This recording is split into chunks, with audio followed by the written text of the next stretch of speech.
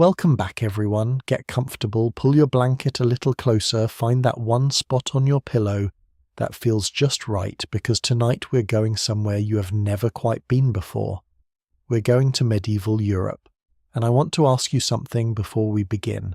What if I told you that there was a time not ancient, not prehistoric, but just a few hundred years ago when a woman would rub a paste made of white lead and vinegar onto her face every single morning? When she would pluck her own hairline one strand at a time for hours, because a larger forehead was considered the most elegant thing a woman could possibly have.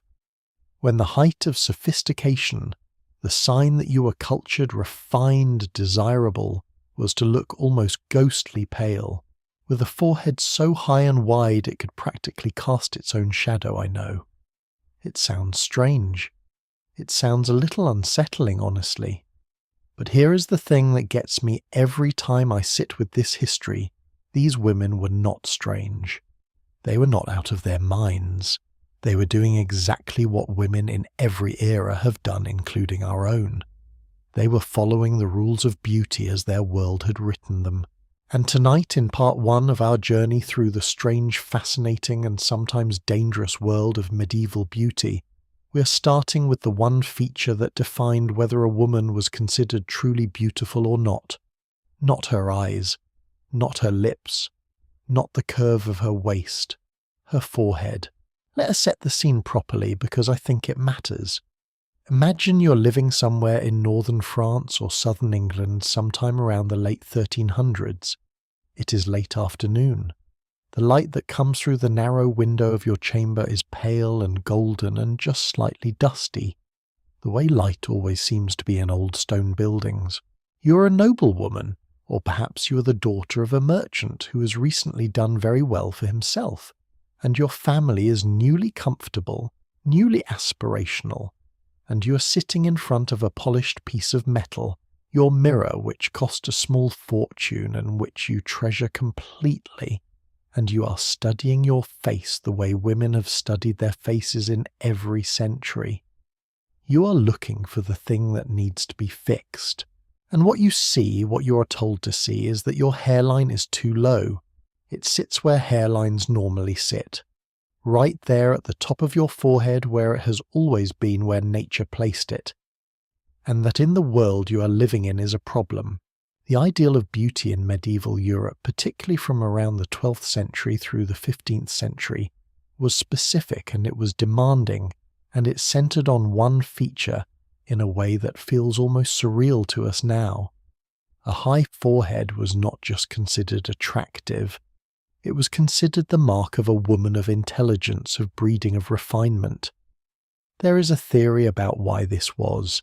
Actually, there are several. One of the most interesting comes from the world of courtly literature, those long, elaborate poems and romances that the nobility loved, the stories of knights and ladies and idealized love. In those texts, the beautiful woman was almost always described as having a forehead like polished ivory, broad and smooth and luminous. Scholars believe this ideal came partly from the association between a visible open forehead and a kind of spiritual clarity, a sense that the woman's mind was unhidden, that she was not concealing herself. There was also frankly a class element that was impossible to separate from it. Women who worked outdoors, field workers, servants, farmers' wives had hair that fell forward constantly. They tied it back under rough linen cloths, their heads bent low over their work. Their foreheads were rarely seen, rarely displayed. But a woman of means, a woman who spent her days indoors, who did not labour in the sun, her forehead was visible. It was a canvas of leisure, and so the visible forehead became almost by natural logic a symbol of status. The higher, the wider, the better. Now here is where it gets genuinely fascinating, because the medieval women who wanted to achieve this look did not simply accept whatever forehead they had been born with. They did something about it. The most common method was plucking. And I want you to understand, I do not mean a quick pass with tweezers the way we might shape an eyebrow today. I mean systematic, methodical removal of the hairline strand by strand, pushing it back across the crown of the head. Women would use tweezers, and yes, tweezers existed in medieval times, beautifully crafted ones often found in personal grooming kits, to pull out individual hairs along the forehead and temples. Some went further back toward the crown. Some pluck the eyebrows thin or remove them almost entirely because a faint high arch of brow contributed to the overall effect of a longer, more open face. The process took hours. It required patience that I genuinely cannot imagine. And once the hair was gone from those follicles repeatedly over time, some of it never grew back. That was in a strange way considered a bonus. For women who found the plucking too slow or too painful, there were other options. And this is the part where medieval beauty starts to feel genuinely alarming. The medical text known as the Trotula, a remarkable collection of writings on women's health and cosmetics compiled in southern Italy around the 12th century, associated with the famous medical school at Salerno, contains detailed instructions for depilatory preparations. These were mixtures designed to dissolve or destroy the hair at the root. One recipe calls for quicklime mixed with water or vinegar. Quicklime, for those unfamiliar, is calcium oxide. It is intensely caustic. It generates heat when it contacts moisture. You apply it to skin, it burns. The Trotula actually notes, almost as a footnote, almost casually, that the user should be careful not to leave the mixture on too long because, and I'm paraphrasing here, it causes intense heat and will damage the skin. They knew it was dangerous. They used it anyway. There is something in that detail that I find more haunting than almost anything else in this whole story. Not because the danger was hidden from them, but because they looked at the danger, clearly understood it, and decided the forehead was worth it. I think about what it takes to make that decision, to sit there in your stone chamber with its one good window and know that this paste is going to burn and to put it on anyway, because the alternative is walking into court with a hairline that announces you as ordinary. We like to think we're so far from that now. We like to think we've evolved past the idea that beauty is worth physical suffering. And then I remember the lengths people go to today, the procedures and the treatments and the standards that still quietly tell us our natural faces are not quite enough. And I think perhaps the specifics have changed more than the underlying dynamic has. That is not a comfortable thought, but it is an honest one. Now let me tell you about one woman whose love affair with a high forehead became so famous that it shaped the beauty standards of an entire era. Her name was a title more than a name, at least a history. Queen Elizabeth I of England. Elizabeth I came to the throne in 1558, which technically places her in the Renaissance rather than the medieval period, but the beauty ideals she embodied had deep medieval roots, and her influence was so enormous that she essentially became its most visible ambassador to the modern world. Elizabeth had a naturally high forehead. She also had red hair, which she sometimes dyed with saffron to maintain and enhance.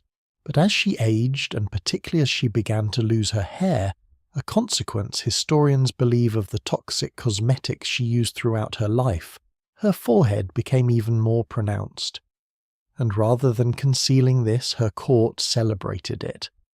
Portraits of Elizabeth show her with that extraordinary expanse of smooth brow, every strand of hair pushed back her face, a kind of geometry lesson in vertical lines. The noble women around her followed. Of course they did. When the most powerful woman in the world defines what is beautiful, beautiful is defined. Women who served at court began plucking their own hairlines to match. Some went so far that years later they wore their hair so far back on the skull that they looked by modern eyes almost architectural. The word highbrow, which we use today to mean intellectual or cultured, actually traces its origins to exactly this, the medieval and Renaissance association between a visible high forehead and a woman of intelligence and refinement. Every time you call something highbrow, you are carrying a tiny piece of medieval beauty culture in your language without knowing it. I love that. I think that is exactly the kind of thing history does. It hides inside ordinary words and waits for someone to find it. But there was another layer to this beauty ideal that went beyond the hairline, and I want to spend a moment with it because I think it reveals something deeper about what medieval society expected women to be. The ideal face in medieval portraiture was not just high-foreheaded, it was also smooth, almost expressionless. The women painted in manuscripts and altarpieces from this period, and these paintings are genuinely gorgeous, by the way.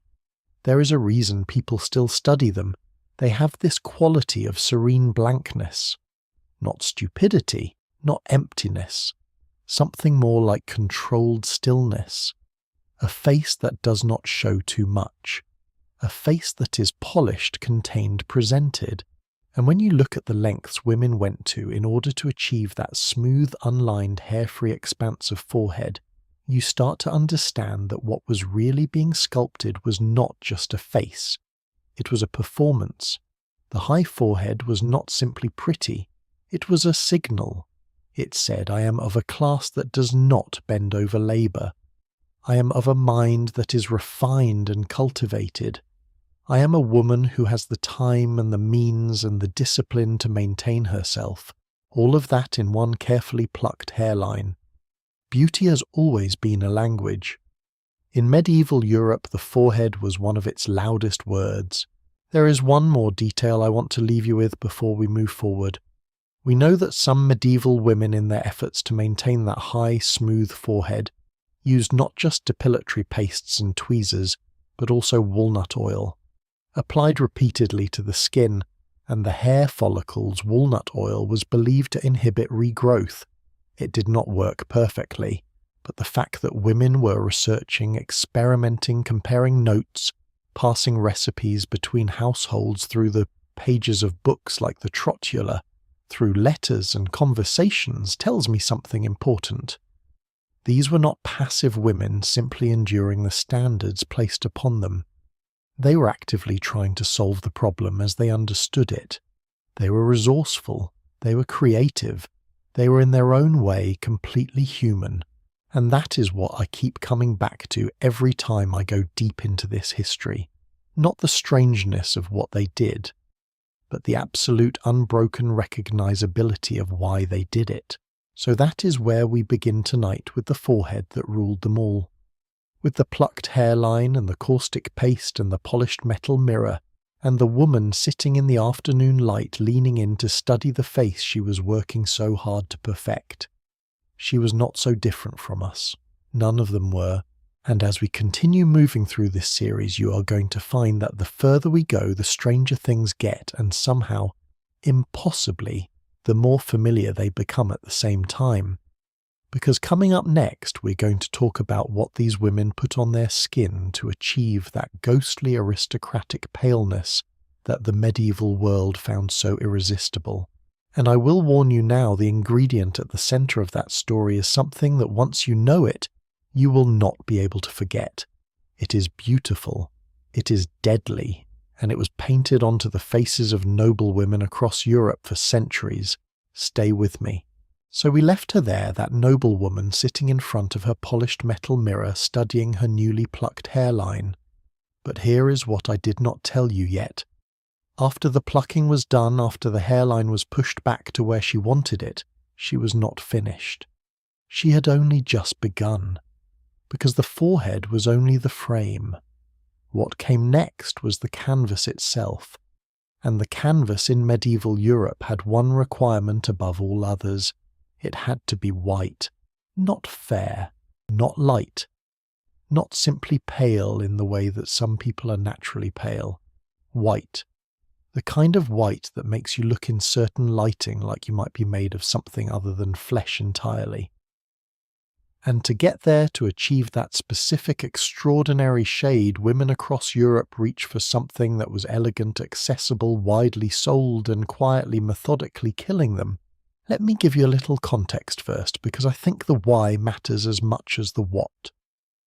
In medieval Europe and continuing well into the Renaissance, your skin colour announced your entire life story before you opened your mouth. If you were tan, if your face and neck and hands were darkened by the sun, it meant one thing almost universally. It meant you worked outside. You were a farmer, a labourer, a servant. You spent your days bent over in fields or hauling loads across marketplaces. Your skin bore the mark of physical work, and physical work in the rigid social logic of the time meant you were not wealthy. Pale skin, by contrast, meant the opposite. It meant you lived indoors. It meant your days were spent in candlelit rooms in great halls in the company of other people who also had no need to go out and sweat in the sun for their bread. Pale skin was leisure made visible. It was wealth you could wear on your face. And so the desire for it was not really about aesthetics. In the simple sense, it was about broadcasting your position in the world. It was social information compressed into skin tone. I find that fascinating, actually, the way beauty standards almost always turn out to be about something other than beauty itself. They are about power, about belonging, about saying to everyone around you, I am one of these people, not those people. The face has always been a kind of advertisement. Now, the product that medieval and Renaissance women turned to, most consistently the one that dominated beauty culture for literal centuries, was something called ceruse. Venetian ceruse, to use its full name, because Venice was where the most celebrated version of it was made and traded. And ceruse was at its core lead white. White lead, to be precise, a compound called lead carbonate created by exposing sheets of lead to the acidic vapour of vinegar over a period of weeks. The result was a dense, brilliant white powder. Mixed with water or with egg white or sometimes with a small amount of vinegar, it became a smooth, even paste. Applied to the face, the neck, the chest areas that would be seen, it produced exactly the effect that was desired. A flawless porcelain pallor, a face that looked in the golden light of candles almost luminous. It was by the standards of the time gorgeous, and it was also slowly and steadily a kind of slow-moving disaster for the women who wore it. Here is what lead does to the human body, and I want to explain this carefully because I think understanding the mechanism makes the history much more vivid. Lead is what scientists call a cumulative toxin. It does not make you suddenly dramatically ill the way some poisons do. Instead, it builds. Every day that ceruse was applied to the skin, small amounts were absorbed. Every day that went by without removing the previous application, and some women, notably Queen Elizabeth I, reportedly layered fresh ceruse over old ceruse without washing the previous layer off. The accumulation continued. Over months, over years, lead builds up in the bones, in the blood, in the nervous system. The symptoms arrive gradually. The skin, which was being treated to look more beautiful, actually began to deteriorate.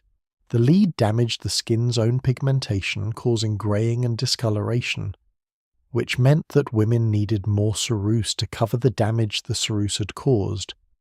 It was a cycle with no good exit. Beyond the skin, lead poisoning caused hair loss, which meant the hairline that women had worked so hard to shape receded further and further, not from plucking now, but from the inside. It caused tooth decay and tooth loss. It caused headaches that contemporaries described as almost unbearable. It caused tremors, muscle weakness, and over time damage to the nervous system that could result in paralysis. In its most extreme cases, over the course of a lifetime of use, it contributed to early death. And women knew. That is the part that stops me every time I return to this history. They were not unaware. By the later medieval period, and certainly by the Renaissance, there were physicians writing explicitly about the dangers of white lead cosmetics. There were voices sometimes in medical texts, sometimes in moralistic literature, occasionally even in personal correspondence that noted the connection between long-term ceruse use and declining health. Women heard these warnings, and most of them kept applying it anyway, because the alternative, appearing in public without the complexion that announced their status, felt within their world like its own kind of disaster. Can I ask you something? Does that sound completely foreign to you, or does it sound just a little like something you recognize? Because I think about this when I hear people talk about the things we accept in the name of appearance today, the treatments, the procedures, the products that carry their own risks and that we use anyway, because the pressure to look a certain way is powerful enough to outweigh the warning. The specific substance changes, the specific standard changes, but the willingness to pay a physical price for social belonging that has not changed at all. I am not saying this to be cynical. I am saying it because I think it makes these women more human, not less. They were not foolish. They were navigating a world that offered them very few forms of visible power, and they used the ones available to them with enormous skill and dedication. Now, cerise was not the only whitening agent in use, and I want to spend a moment with some of the alternatives because they tell their own interesting stories. For women who could not afford the imported Venetian product, or who were perhaps more cautious about what they were putting on their skin, there were gentler options. Egg whites, for instance. Applied to the skin and allowed to dry, egg whites created a tight, smooth, slightly translucent film that gave the face a polished, refined appearance. This was also used as a fixative to help other cosmetics adhere and last longer. Wheat flour was another option. A process described in 12th century text involved soaking wheaten flour in water for around 2 weeks, then straining and drying it to produce a very fine white powder. This was mixed into a kind of foundation and applied to the face. It was harmless, it washed off easily, and it produced a softer, more matte effect than cerise. Lily roots were ground and used for skin whitening as well. And interestingly, lily root extract does have some legitimate skin brightening properties that modern cosmetic science has confirmed. Sometimes the medieval remedy was not so far from the truth. There was also powdered alabaster, yes, the stone, which was sometimes ground fine enough to be used as a face powder, and for women dealing with redness, freckles, or uneven skin tone, strawberry juice was applied as a kind of toner believed to reduce discoloration. A wet amethyst crystal rubbed gently against a spot or blemish was another recommended remedy. I have to be honest with you, I am not sure the amethyst was doing much chemically, but I admire the optimism. There is a woman I want to tell you about, someone whose story I find both remarkable and quietly heartbreaking, and whose face has become one of the most famous images of this entire era of beauty. You have seen her portrait. Almost everyone has, even if they do not know her name. Her skin in the famous paintings is extraordinary. That pale, smooth, almost otherworldly complexion. Her auburn hair pulled back. Her expression carefully composed into that particular medieval look of serene authority. Queen Elizabeth I of England. Now, I mentioned Elizabeth briefly in part 1 in the context of the high forehead, but I want to return to her here, because her relationship with cerise was something else entirely. Elizabeth began using Venetian cerise heavily in the 1570s and 1580s, which is to say in the later decades of her reign. By that point she was already losing her hair, the result historians believe of both age and the accumulated effects of the cosmetics she had used throughout her life. She had also survived smallpox earlier in her reign in 1562, and the disease had left pockmarks and scarring on her face. Cerise covered them. With every new layer applied over the old, her complexion in public appeared smooth, uniform, untouched by time or illness. She was a queen, and the queen's face was a political document. It could not show weakness, could not show age, could not show the marks that smallpox leaves. And so the cerise went on, day after day, year after year, layer over layer. By the end of her life she died in 1603 at 69 years old, which was genuinely remarkable for the era. The accounts that survive describe her face as almost mask-like. One contemporary observer noted that the Queen refused near the end of her life to look at her reflection. Whether this was vanity grief or simply exhaustion with the performance she had been maintaining for decades, I honestly do not know, but there is something in that detail that I find quietly devastating. A woman who had spent an entire reign carefully managing every visible thing about herself, finally turning away from the mirror. I want to take a moment to talk about who actually made and sold ceruse, because this is a piece of the story that does not get mentioned as often. In Venice and in other major trading cities of Europe, the production of ceruse was a real industry. Lead sheets were stacked in clay pots alongside strong vinegar and left in stables. The heat generated by fermenting horse manure helped accelerate the chemical reaction that converted the lead into lead carbonate. The stables were apparently quite unpleasant places to work. The workers who spent their days in those conditions suffered severe health consequences, often before the cosmetic even reached its customer. This is a pattern that runs through much of cosmetic history. The people who produced the beauty products bore risks that were invisible to the people who wore them. The noblewoman applying ceruse in her chamber was protected at least by distance from its manufacture. The workers were not.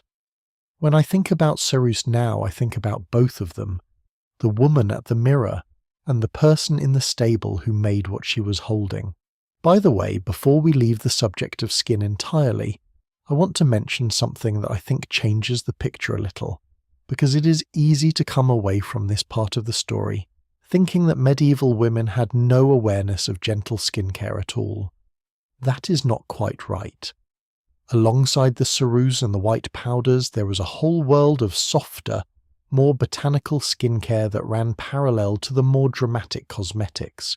The Trotula, that 12th century collection from Salerno, contains recipes for face washes made from rosewater and almond oil. It describes poultices of herbs applied to the skin overnight. It talks about the importance of diet for complexion, specific foods believed to clarify the skin from within. Some of these women were genuinely sophisticated in their understanding of what sustained skin versus what simply painted it. They drew a distinction, if not always in terms we would use today. And that complexity, the coexistence of the poisonous and the tender, the dangerous and the genuinely thoughtful, is what I think gets lost when we reduce medieval beauty to simply a story of strange or reckless behaviour. It was never just one thing. It was always many things at once, as most human stories are.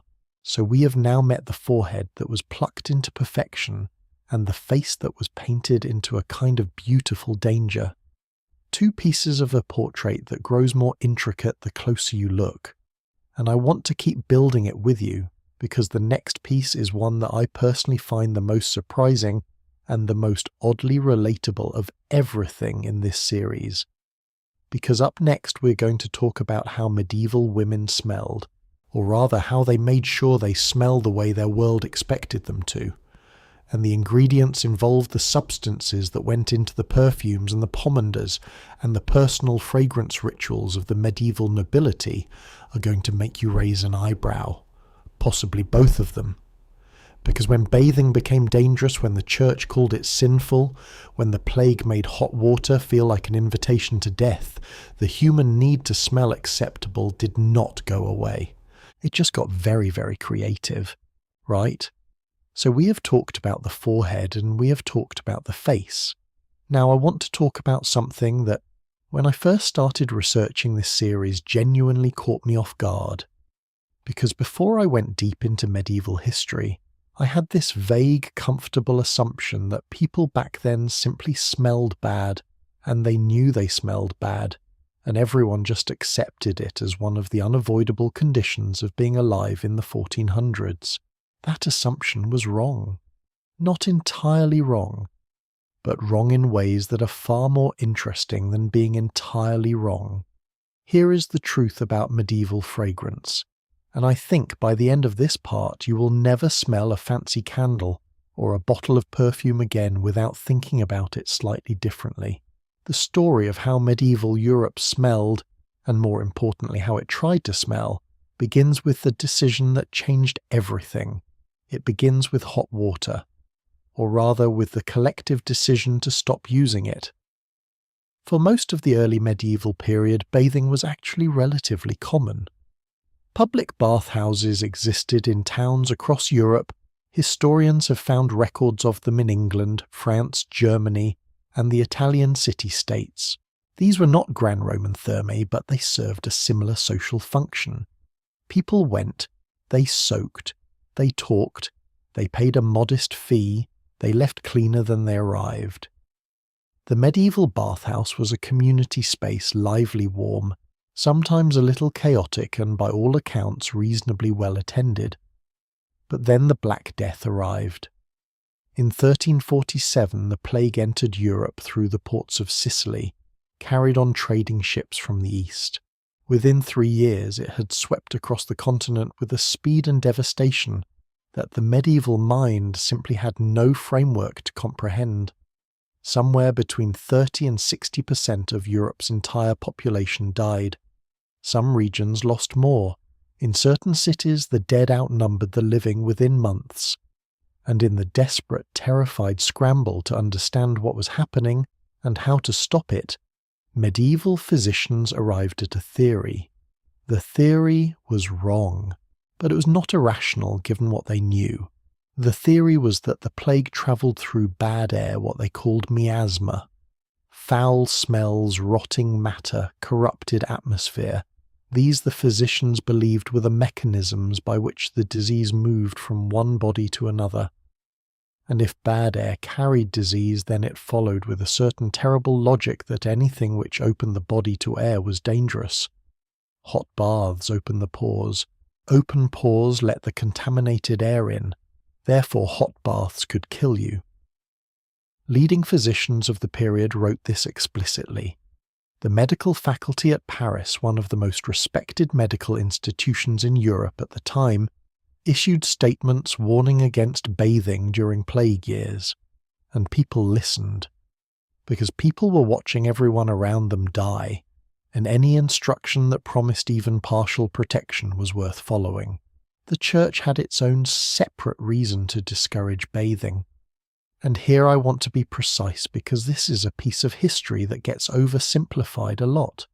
The church did not issue a blanket condemnation of all washing throughout the entire medieval period.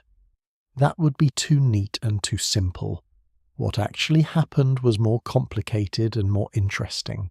Certain early Christian theologians associated the Roman bathhouse culture with excess with vanity, and with the kind of bodily self-indulgence they considered sinful.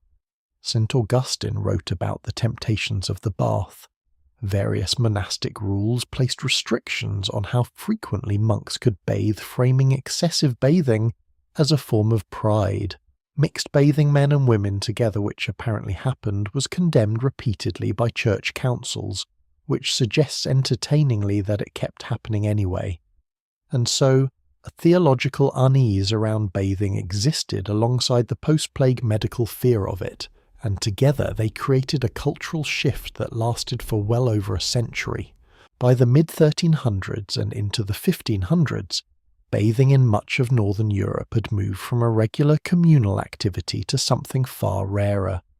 Among the nobility, the people we're most focused on in this series, because they are the ones who left the most detailed records, bathing might happen a handful of times a year, sometimes less. Now, if you are not bathing regularly, but you are living in a world where social appearance matters enormously, where how you present yourself in a great hall or a court reception determines your reputation and your relationships, and potentially your future, you have a problem.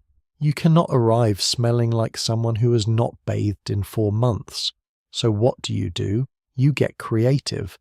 And medieval Europe, faced with this specific challenge, got extraordinarily creative. The first and most practical solution was linen. Clean linen changed frequently was considered by medieval people to be a form of washing in itself. The logic was that linen absorbed sweat and oils from the skin, and if you removed the linen and put on fresh linen, you had effectively cleaned yourself. Wealthy people owned many sets of fine linen undergarments, precisely because this was how they managed their personal hygiene, the richness of your linen, its fineness, its whiteness. How frequently it was changed was itself a status signal.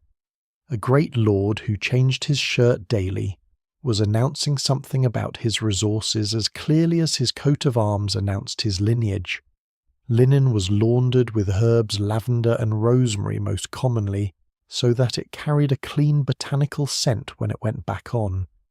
Your clothing, in a sense, was your first layer of fragrance, but linen could only do so much, and this is where the perfume culture of medieval Europe becomes genuinely remarkable.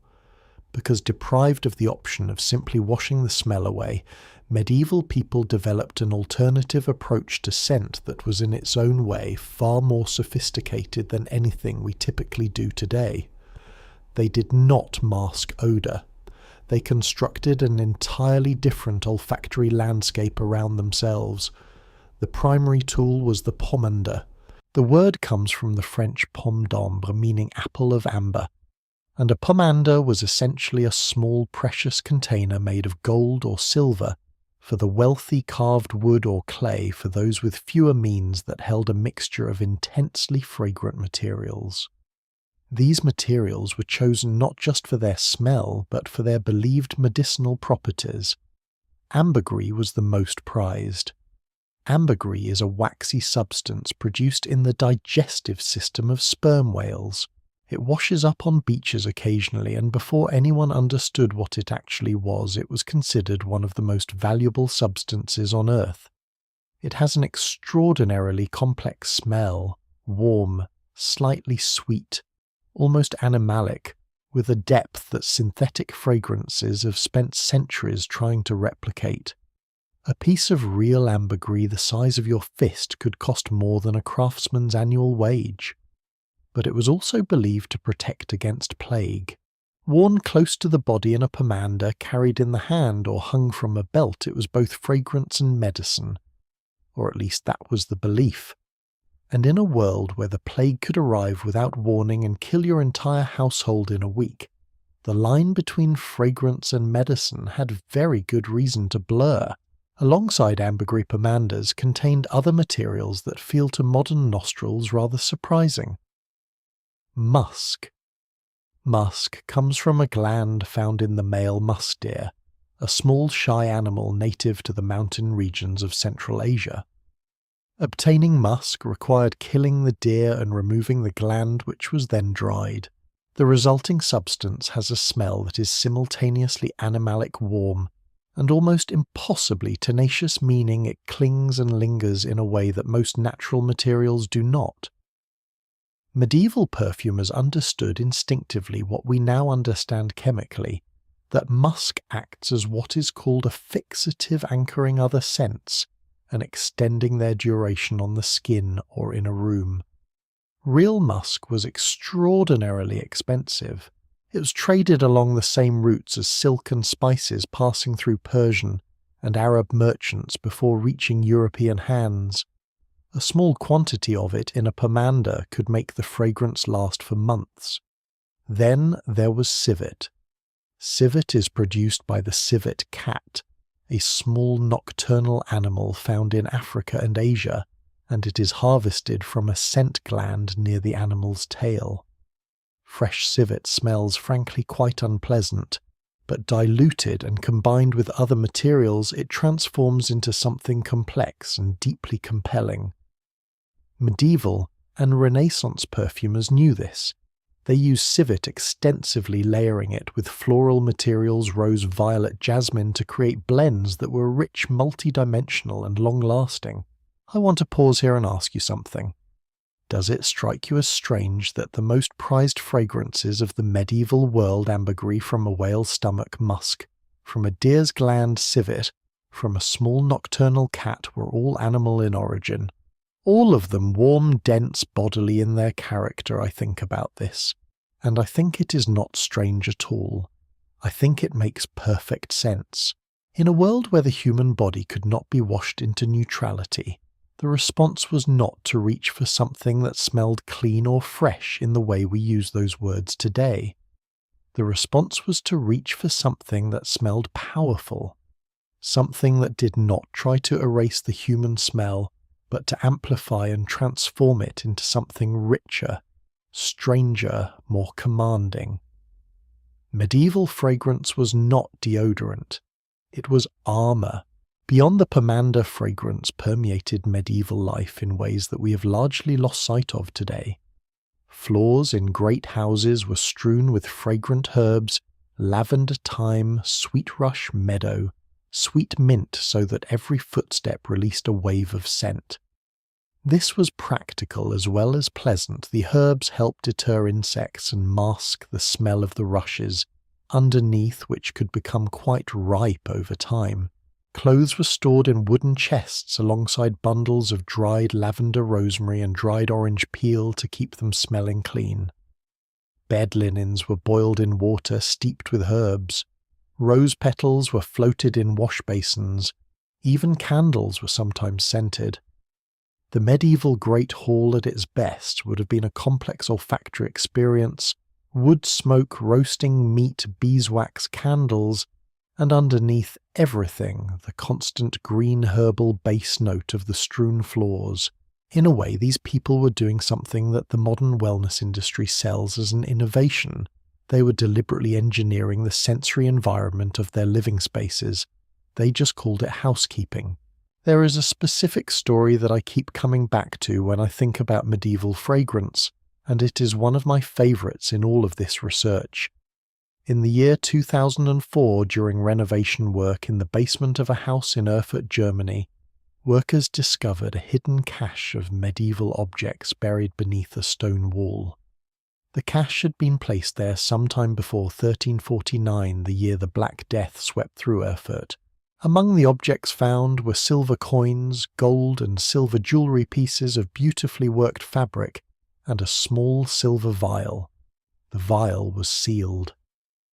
When researchers eventually opened it carefully in a laboratory setting, there was still a trace of fragrance inside, almost 700 years old. The perfume specialists who analysed it believed they detected notes of rose and jasmine, and possibly something resinous, though the fragrance was so faint and so degraded that certainty was impossible. What moved me about this story, what I think about when I imagine the woman who hid that vial, is the question of why she put it with the coins and the jewellery. She hid her valuables because she believed she might have to flee. The plague was coming to Erfurt. She put silver and gold in that cache, and she put her perfume. Because in the hierarchy of what she needed to take with her if she survived, or what she wanted preserved if she did not, that small vial of scent was equal to the metal and the gems. Fragrance in her world was not a luxury in the way we understand luxury. It was something closer to identity. It was how she announced herself to the world. It was in the most literal sense precious.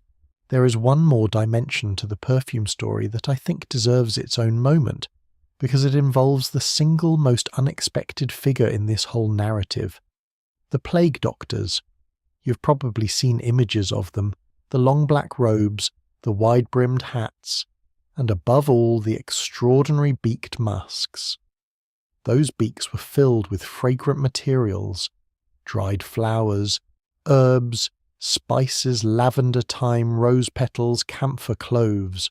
The theory was that the aromatics in the beak would purify the air before it entered the doctor's lungs, filtering out the miasma that was believed to carry disease. The beak, in other words, was a wearable pomander. It did not work as medicine. The plague was spread by flea bites, and had nothing to do with air quality as we now know. But the image is extraordinary to me.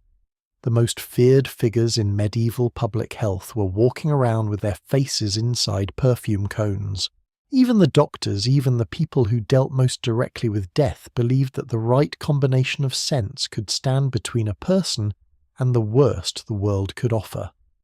There is something both heartbreaking and strangely beautiful about that.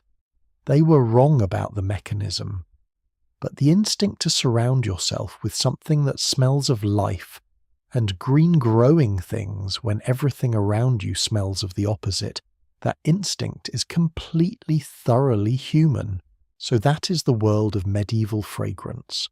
A world where whales and deer and small nocturnal cats contributed to the personal grooming of European nobility, where the floor of a great hall was a garden you walked on, where a silver vial of rose and jasmine could be as precious as gold, and where the doctors who walked into plague houses wore perfume on their faces.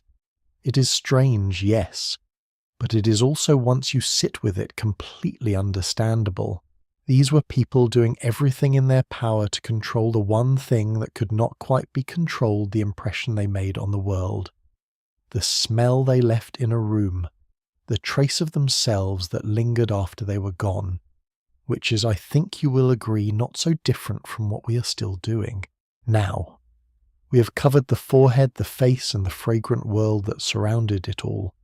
But there is something I've been deliberately holding back because I think it earns its own full chapter. We have talked about what medieval women did to the top of their heads, the plucked hairlines, the shaped brows.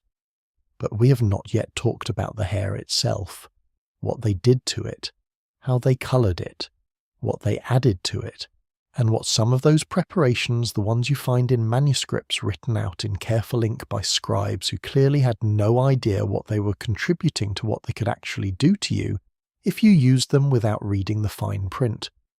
Which, to be fair, the fine print was not always there, and the results were sometimes spectacular, and sometimes considerably less so.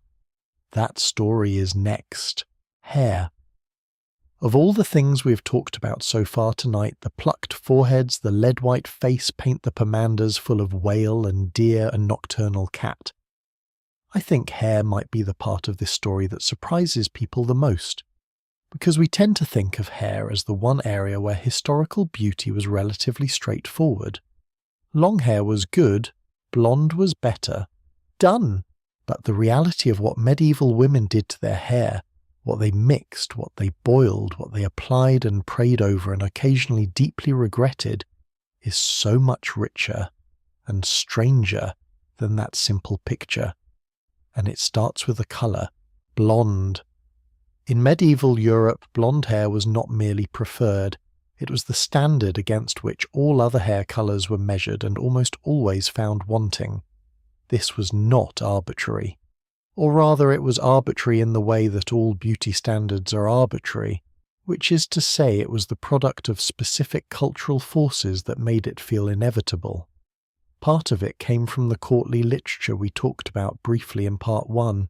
The idealized woman of medieval romance, the one the poets wrote about, the one painted in the margins of illuminated manuscripts, almost invariably had golden hair.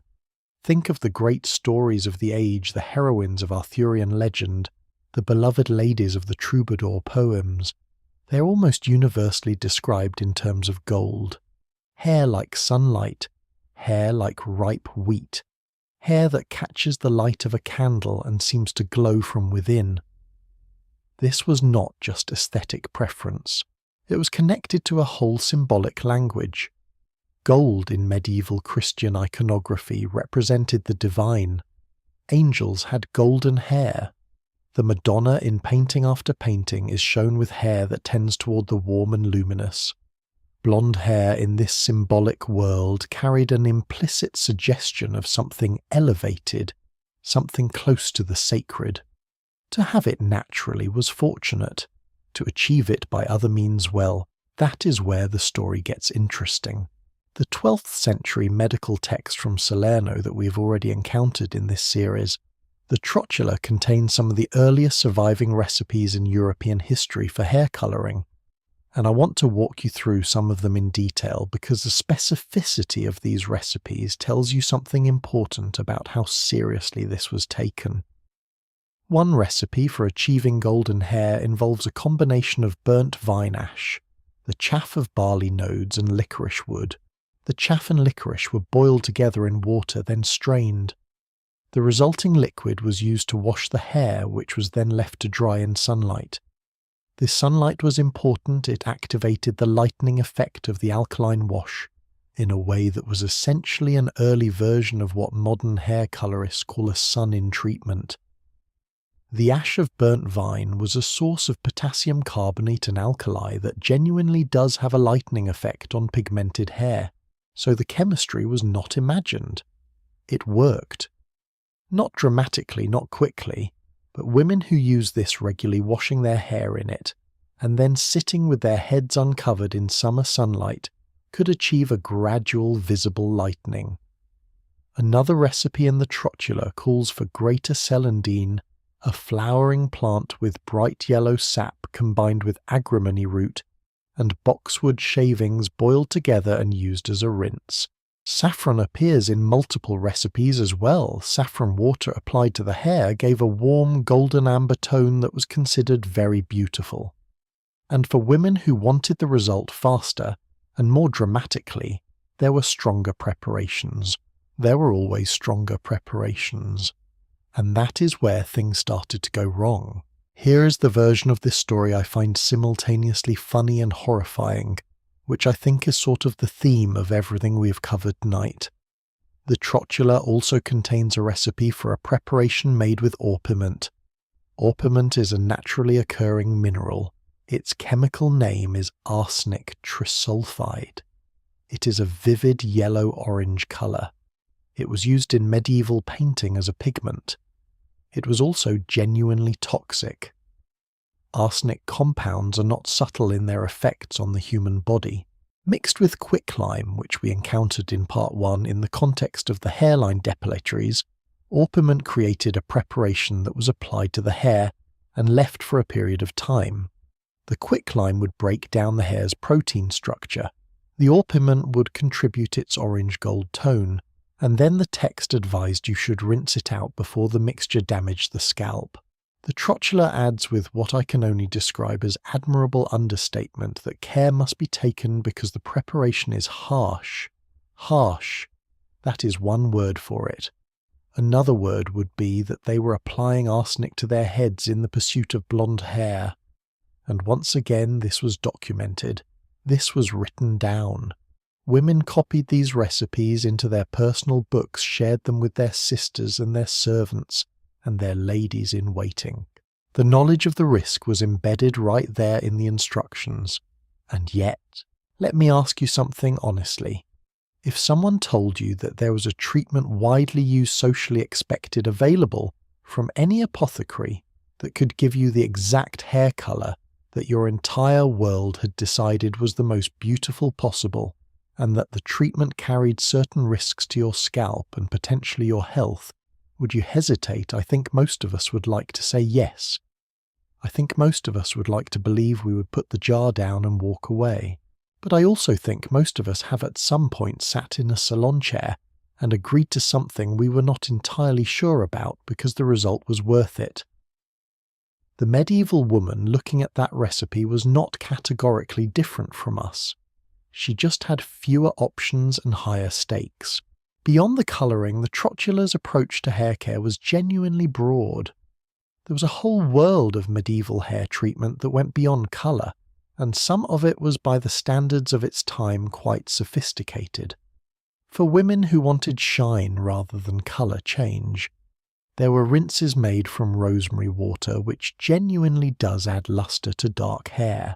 For texture, for women who wanted curls which were also fashionable in certain periods and regions, there were preparations made from darnwort root ground, with oil applied to the hair and then wrapped in leaves to set.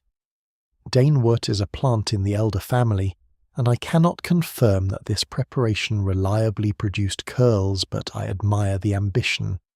For scalp care, there were preparations made with violet oil, which was applied and left overnight. Vinegar rinses were used to add shine and close the hair's cuticle. The mechanism there is actually correct because mild acidity does smooth the surface of the hair shaft. There were treatments to encourage hair growth in areas where it was thinning. We are back to the irony of the hairline situation where some women were desperately removing hair from the front, while others were desperately trying to grow it back elsewhere. Hair care in medieval Europe was not simple. It was a whole ongoing project. Now I want to talk about the social life of hair because the science of it is only half the picture. In medieval Europe, a woman's hair was freighted with social and moral meaning in a way that has largely faded today. Unmarried women, young women, girls could wear their hair loose and uncovered. Long, flowing hair worn openly was the visual marker of maidenhood, of a woman who had not yet been claimed by marriage and household responsibility. It was beautiful and it was permitted precisely because it signalled that status. Married women, by contrast, were expected to cover their hair almost entirely. The wimple, that piece of linen that wrapped around the head and under the chin covering the hair, the neck and sometimes the sides of the face was not just a fashion choice, it was a moral statement. A married woman's hair was considered private. It belonged in the thinking of the time to her husband. To show it publicly, to let it be seen by other men, was considered immodest at best and disreputable at worst. This created a rather peculiar situation for all those hair colouring and hair care recipes. Women were putting enormous effort into hair that almost no one outside their immediate household would ever see, or were they? Because there are accounts from poetry, from literature, from the occasional scandal recorded in court documents, of women finding ways to let their hair be seen. Loose hair appearing at a window, hair worn under a sheer veil rather than a solid one. The wimple worn slightly back revealing more than was strictly proper. The rules about covered hair were clearly enforced unevenly, and women were clearly quietly testing their edges, which is, I think, just what people do when told they cannot have something. They find the edges. There is one specific figure I want to bring into this part of the conversation because her hair is one of the most discussed in all of medieval history, not because of what it looked like, but because of what it meant. Her name was Mary Magdalene. Now I am not here to wade into theology, but the artistic and cultural representation of Mary Magdalene in medieval Europe is inseparable from the story of hair because she was almost always depicted with her hair loose, long and flowing, and very often golden.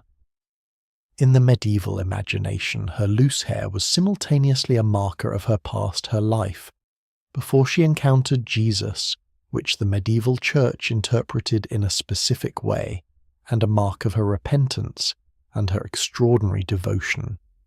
She was the woman who dried the feet of Jesus with her hair.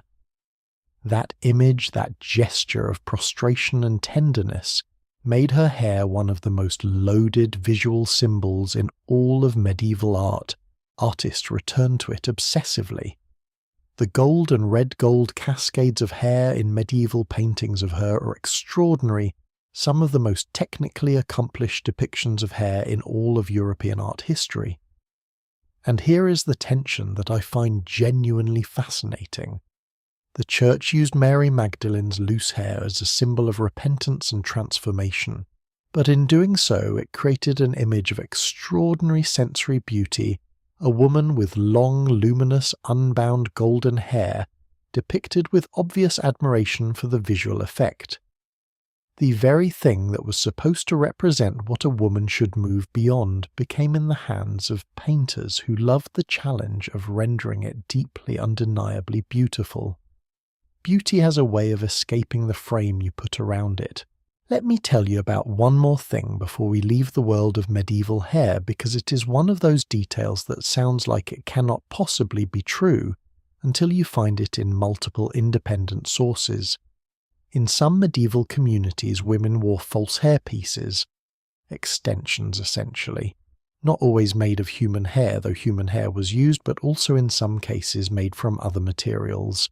There are records of silk threads and fine wool being braided and used to extend or augment the appearance of the hair.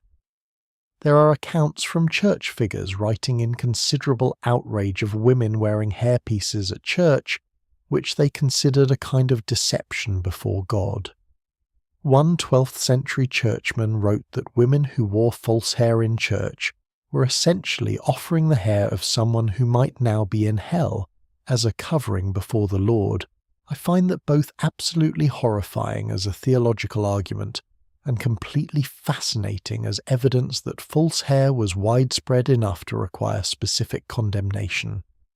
When the church bothers to write a rule against something, it is almost always because that something was happening frequently enough to be noticed.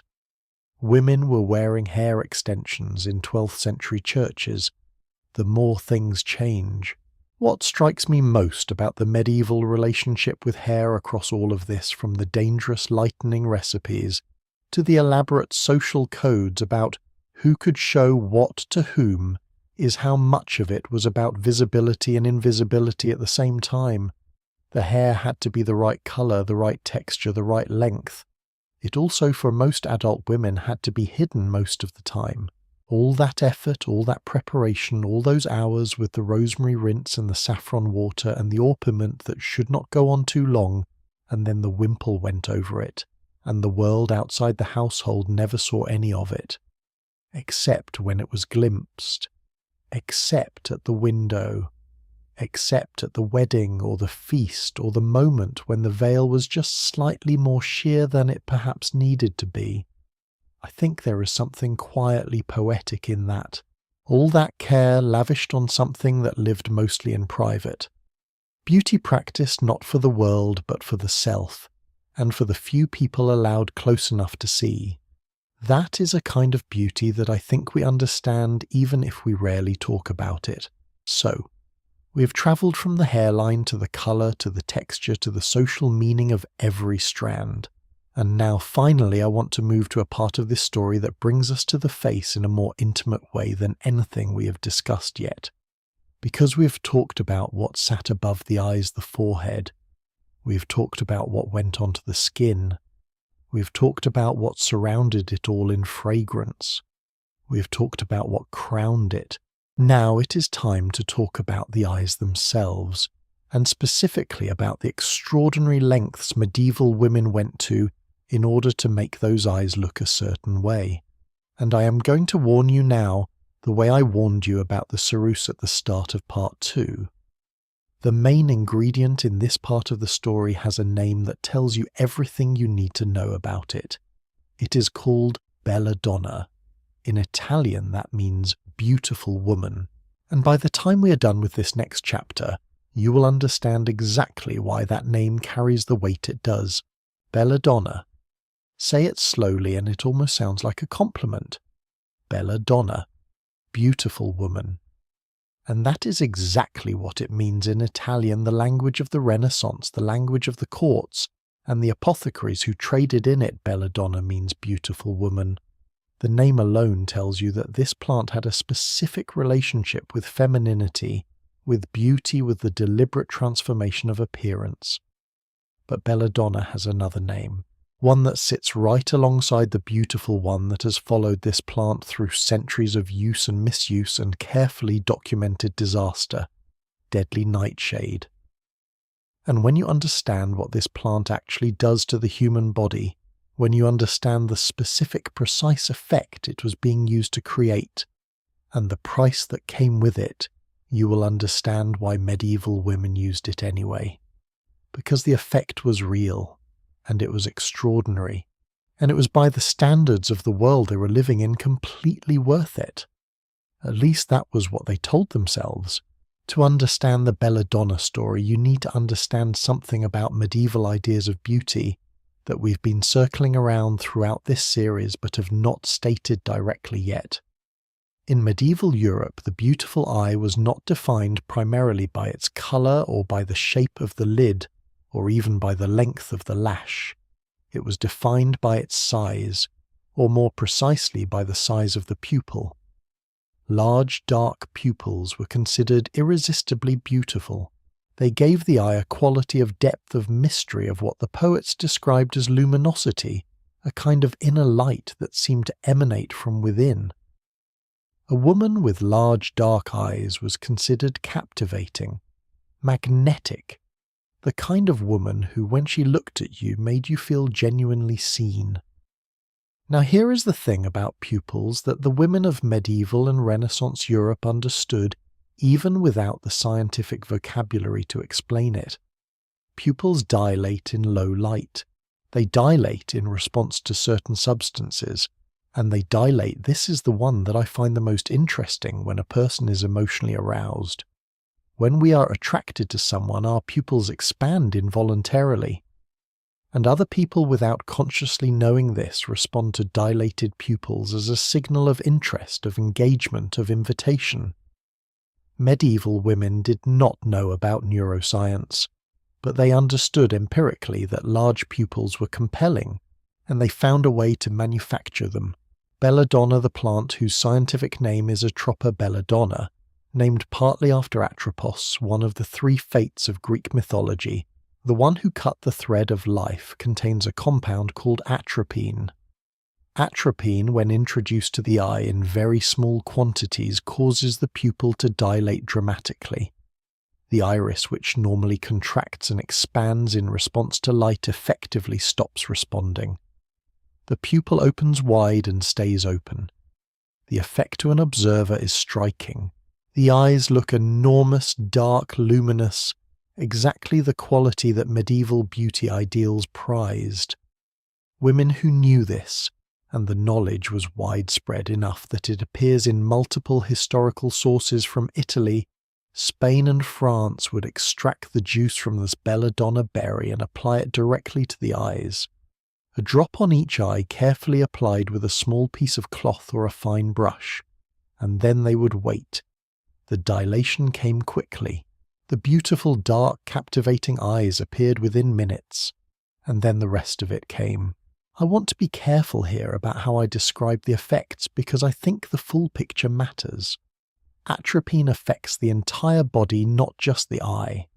At the doses involved in eye application, the systemic effects were milder than they would be if the compound were consumed, but they were not absent. Women using belladonna eye drops reported blurred vision. Not vague, not slight, genuinely significant blurring of near vision, making it difficult to read, to do needlework, to see faces clearly at close range. There is an irony here that I cannot quite let go of. You're applying a substance to make your eyes more beautiful, more captivating, more able to draw people toward you. And what it actually does is make it impossible for you to see those people clearly once they arrive. You have made yourself visually spectacular and functionally near blind at the same time. Some of the accounts that survive describe women navigating court events with their peripheral vision because their central vision had been so disrupted. They moved carefully. They smiled in the direction of voices. They learned to orient themselves by sound and by the shapes of things rather than their details. All for the pupils. Beyond the blurring, there were other effects. Sensitivity to light was extreme because the pupil could no longer contract to protect the eye from brightness. Sunlight became genuinely painful. Headaches were common. With long-term use, the damage accumulated. There are accounts in medical literature from the 16th and 17th centuries, which is slightly later than our main period, but continuous with the tradition we are examining of women who had used belladonna for years, developing what was described as a permanent alteration of vision. Not blindness in most cases, but a lasting change to how clearly they could see. And yet the use continued. The accounts of belladonna eye drops appear not just in medical literature, where they are sometimes described with concern, but in beauty manuals, in letters between women in apothecary records. It was not a secret practice. It was not confined to desperate women, or to the very margins of society. It was mainstream enough in certain Italian and Spanish court circles during the late medieval and Renaissance period to be almost unremarkable. You went to the apothecary, you bought your preparation, you went home and applied it before you dressed for the evening. Now, and I want to ask you something here because I think this is worth sitting with for a moment. We have now talked about ceruse that slowly damaged the skin and contributed to poisoning over years. We have talked about orpiment and arsenic used on hair. We have talked about quicklime on the hairline. And now we have a plant extract that blurred vision and could cause lasting eye damage applied directly to the eyes. At what point do you think does a beauty standard cross from demanding into something else? At what point does the pressure to look a certain way become a kind of harm in itself? I am not asking this rhetorically. I genuinely sit with this question when I research this period. Because the easy answer is these standards were harmful, and the women who followed them were victims of an impossible ideal. But I'm not sure that is the whole truth. Some of these women were clearly aware of the risks. Some chose to continue anyway. Some of them documented the effects and kept writing down the recipes for others. There is something in that which resists simple categorization. They were not passive. They were not simply unaware. They were making choices, constrained choices, choices shaped by enormous social pressure, yes, but choices nonetheless. And I think we do them a disservice when we reduce them only to victims of their era.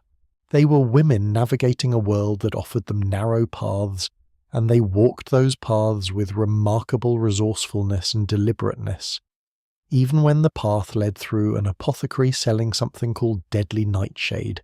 Let me tell you about where the name Belladonna actually came from, because the story of the name is its own small history. The most commonly cited explanation is the one we've already touched on, that Italian women used the plant to dilate their pupils, and therefore it became associated with feminine beauty and was called beautiful woman. But there is a more complex history behind the plant's reputation. Belladonna had been known in Europe for centuries before its cosmetic use became widespread.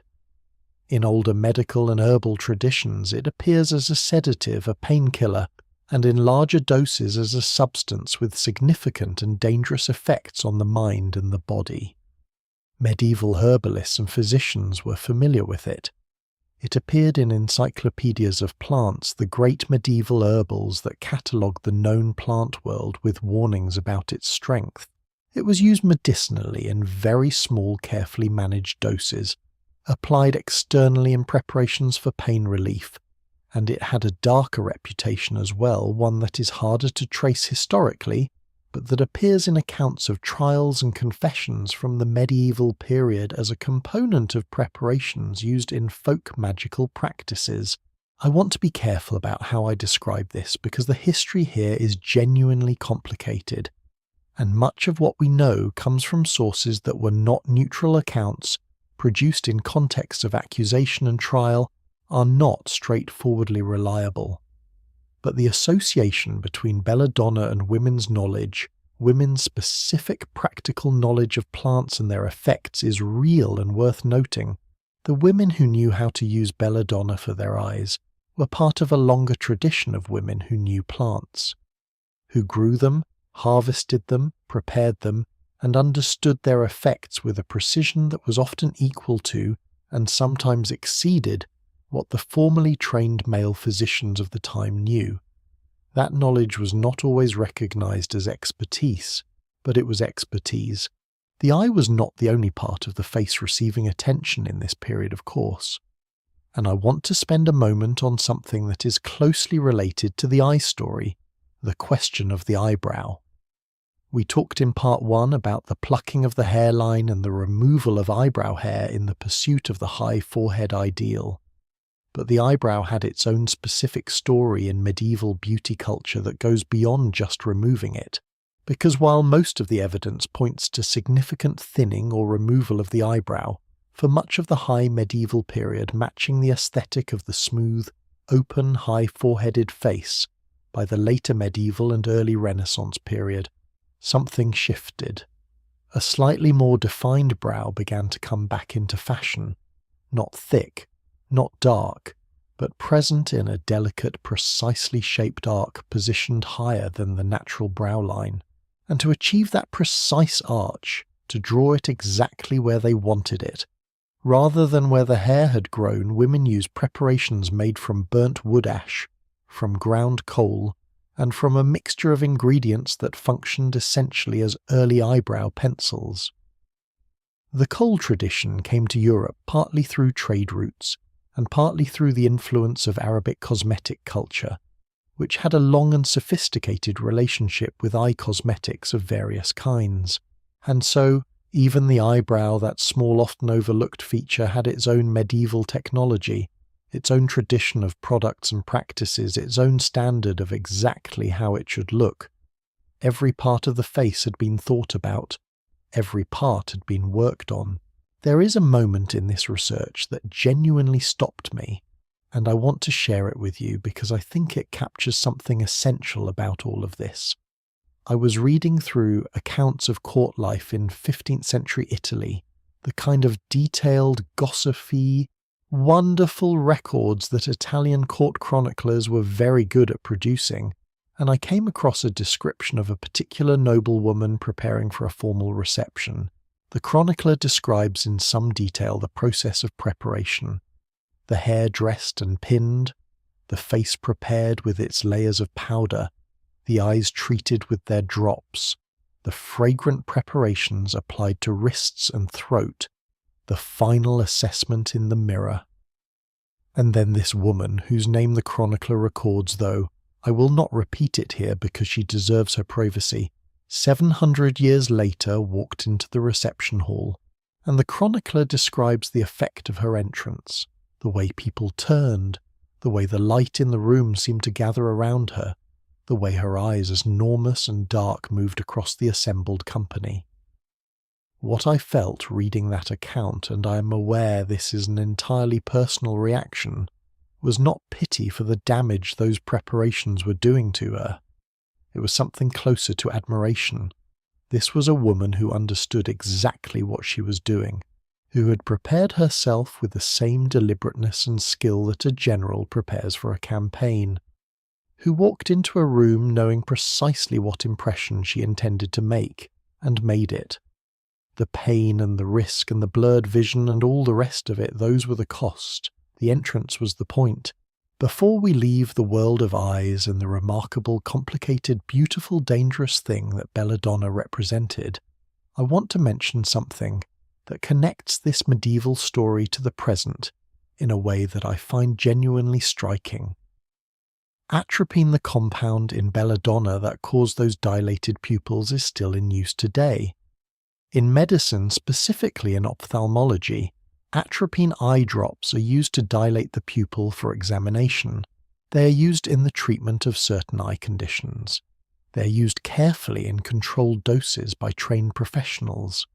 The compound that medieval women were applying to their eyes in the pursuit of beauty is now a legitimate pharmaceutical still doing exactly what they observed it doing, opening the pupil wide.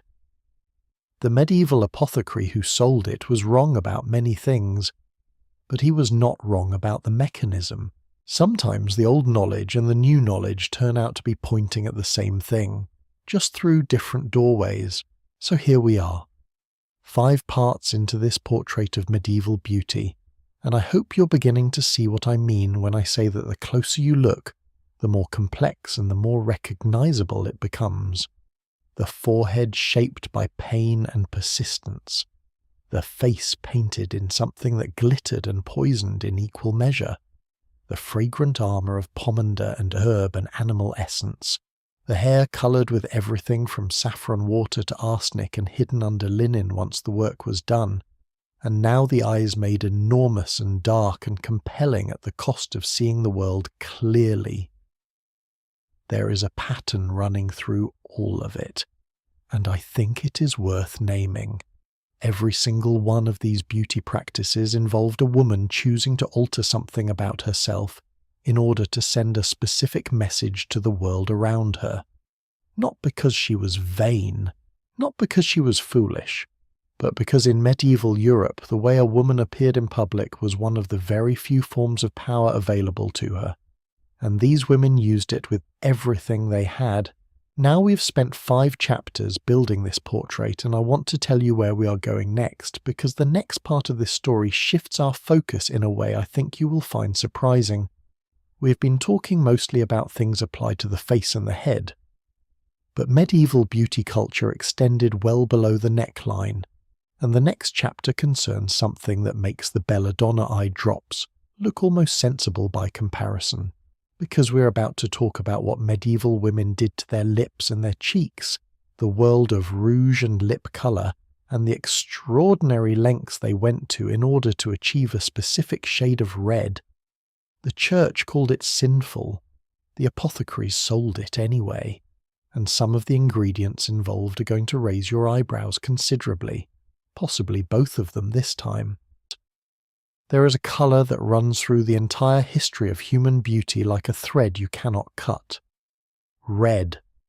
It shows up everywhere in the oldest cosmetic pigments ever discovered by archaeologists, in the painted faces of ancient Egyptian queens, in the lip colours of Roman noblewomen, in the cheeks of Renaissance portraits that still glow from gallery walls 7 centuries later. Red has always meant something. It has meant life and blood and warmth and health and desire. And in medieval Europe it meant all of those things simultaneously, which is exactly why the church was so determined to keep it off women's faces, and exactly why women kept putting it on anyway. This is the story of rouge, and it is messier, more complicated, and considerably more interesting than the word rouge might suggest. Let us start with the church's position, because understanding it properly changes the whole picture.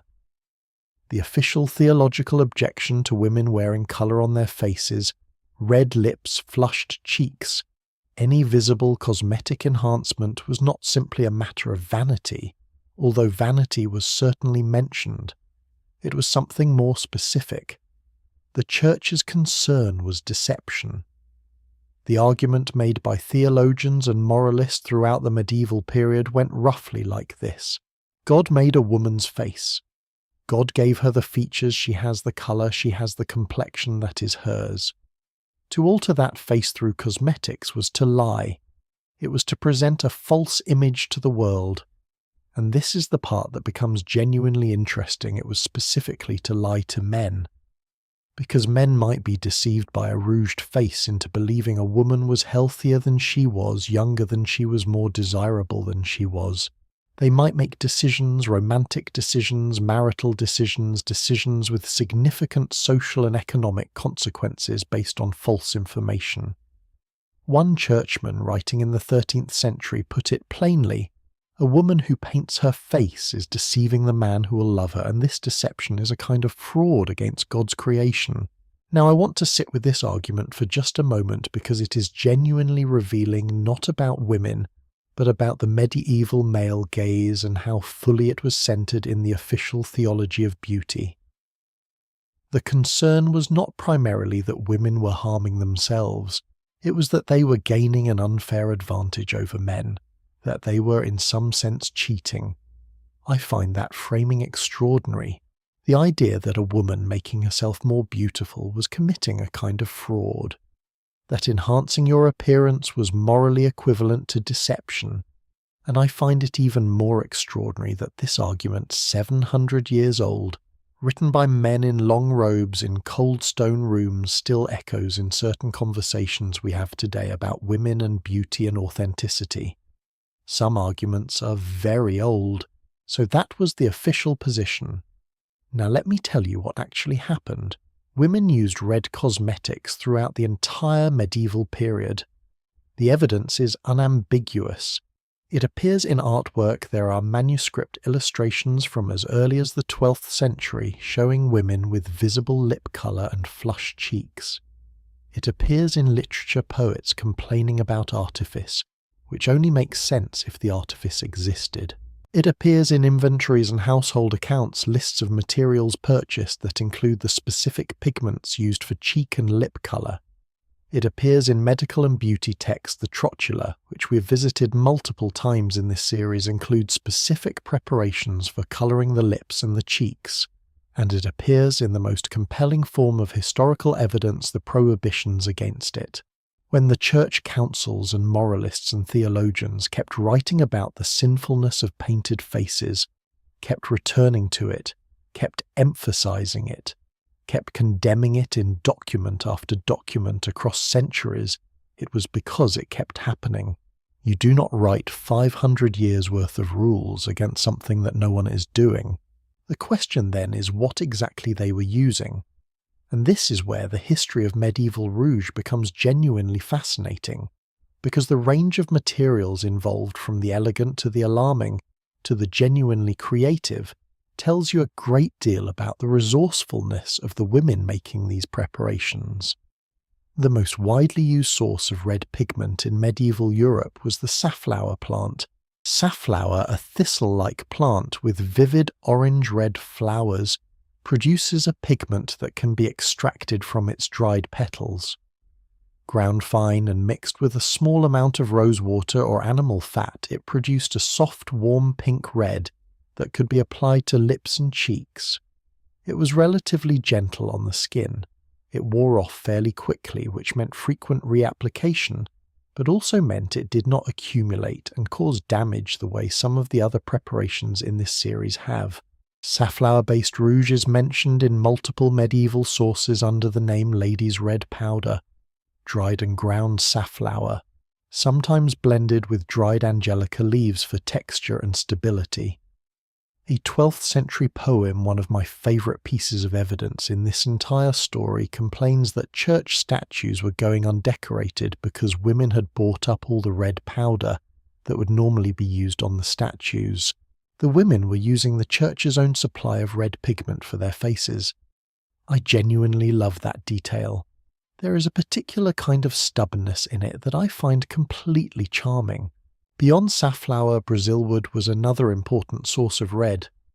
Brazilwood, the dense, heavy tropical wood from which Brazil eventually took its name because the Portuguese found so much of it. There produced a vivid crimson dye when shaved and soaked in liquid. It had been traded into Europe from Asia long before the Americas were encountered, and its dye was used extensively in fabric and in cosmetics. Mixed with alum, a mineral salt that acted as a mordant, helping the colour bind. And last, Brazilwood preparations produced a deeper, more saturated red than safflower. The result on lips was striking. Darker, richer, more dramatic. And there were other sources of red as well. Ground-dried rose petals, strawberry juice, which, as we noted in part 2, was also used as a skin toner, so it was doing double duty. Wine applied to the lips for a temporary flush of colour, a trick that several medieval texts mention, and which the Trotula recommends in combination with beeswax preparations for a lasting lip colour. The basic recipe was elegant in its simplicity: red pigment, beeswax or animal fat. To bind it, a small amount of rose water for fragrance and consistency. That is more or less the formula for a lipstick. A modern lipstick. The medieval apothecaries had arrived at it in the 12th century. Now, I mentioned that some of the ingredients in this part of the story were going to raise eyebrows, so let me tell you about a couple of the more unusual ones. Bryony. Bryony is a climbing plant found across Europe. There are two main varieties, white bryony and black bryony, and both of them appear in medieval cosmetic recipes. The Trotula actually includes a recipe for a cheek preparation, made from bryony mixed with honey and rose water. Here is the thing about bryony. It is a skin irritant. Applying it to your cheeks would cause the skin to flush red. A natural-looking rosy flush, the kind that suggested health and warmth, and the glow of someone who had perhaps just come in from a brisk walk in fresh air. Very appealing as a cosmetic effect. Also, bryony is toxic if consumed, and as a topical irritant it was not exactly gentle either. The Trotula notes with the same calm practicality that characterises most of its hazard warnings that the preparation should not stay on too long. So the recipe for flushed cheeks involved a plant that could genuinely harm you, and in the margins of the text women copied it down and used it anyway, because the flush looked natural, and natural looking was the goal. Here I want to stop and highlight something that I think gets overlooked in most discussions of medieval cosmetics. We talk about ceruse and belladonna and arsenic in hair dye, and we focus reasonably on the harm. But there was a whole parallel world of medieval beauty preparation that was genuinely thoughtful. That used ingredients which were mild, effective, and sometimes remarkably well chosen. The beeswax lip balm, the rosewater preparations, the safflower pigment, the strawberry toner. These were not dangerous, they were in their own way sophisticated. And I think it matters to recognize that medieval women were not simply stumbling through a world of toxic ingredients. They had a complex, nuanced relationship with their materials. They knew which preparations were gentle and which were harsh. They made distinctions. They had preferences. The dangerous options existed alongside the safe ones, and women chose among them based on cost, availability, desired effect, and their own personal tolerance for risk. Just as people choose today. Let me tell you about the specific and very particular way that rouge was applied in medieval Europe, because the technique reveals something interesting about the aesthetic they were trying to create. Unlike modern blush application, which tends to follow the cheekbone sweeping upward and outward for a lifted, sculpted effect, medieval rouge was applied differently. The records and the paintings both suggest that colour was placed on the fullest part of the cheek, the roundest point, applied in a soft circle, not a stripe. The effect was not chiselled or angular. It was soft, round, flushed. It made the face look full, well-nourished, warm. And this makes sense when you understand what that appearance was communicating. In a world where poverty and hunger were widespread, where disease could hollow out a face in weeks, where the aftermath of plague or illness was written visibly on the skin, a full, flushed, rosy face was not just aesthetically pleasing. It was a signal of health, of adequate food, of a body that was not depleted. The red cheek said, "I am not sick, I am not hungry, I am well." And in medieval Europe, that was one of the most reassuring things a face could say.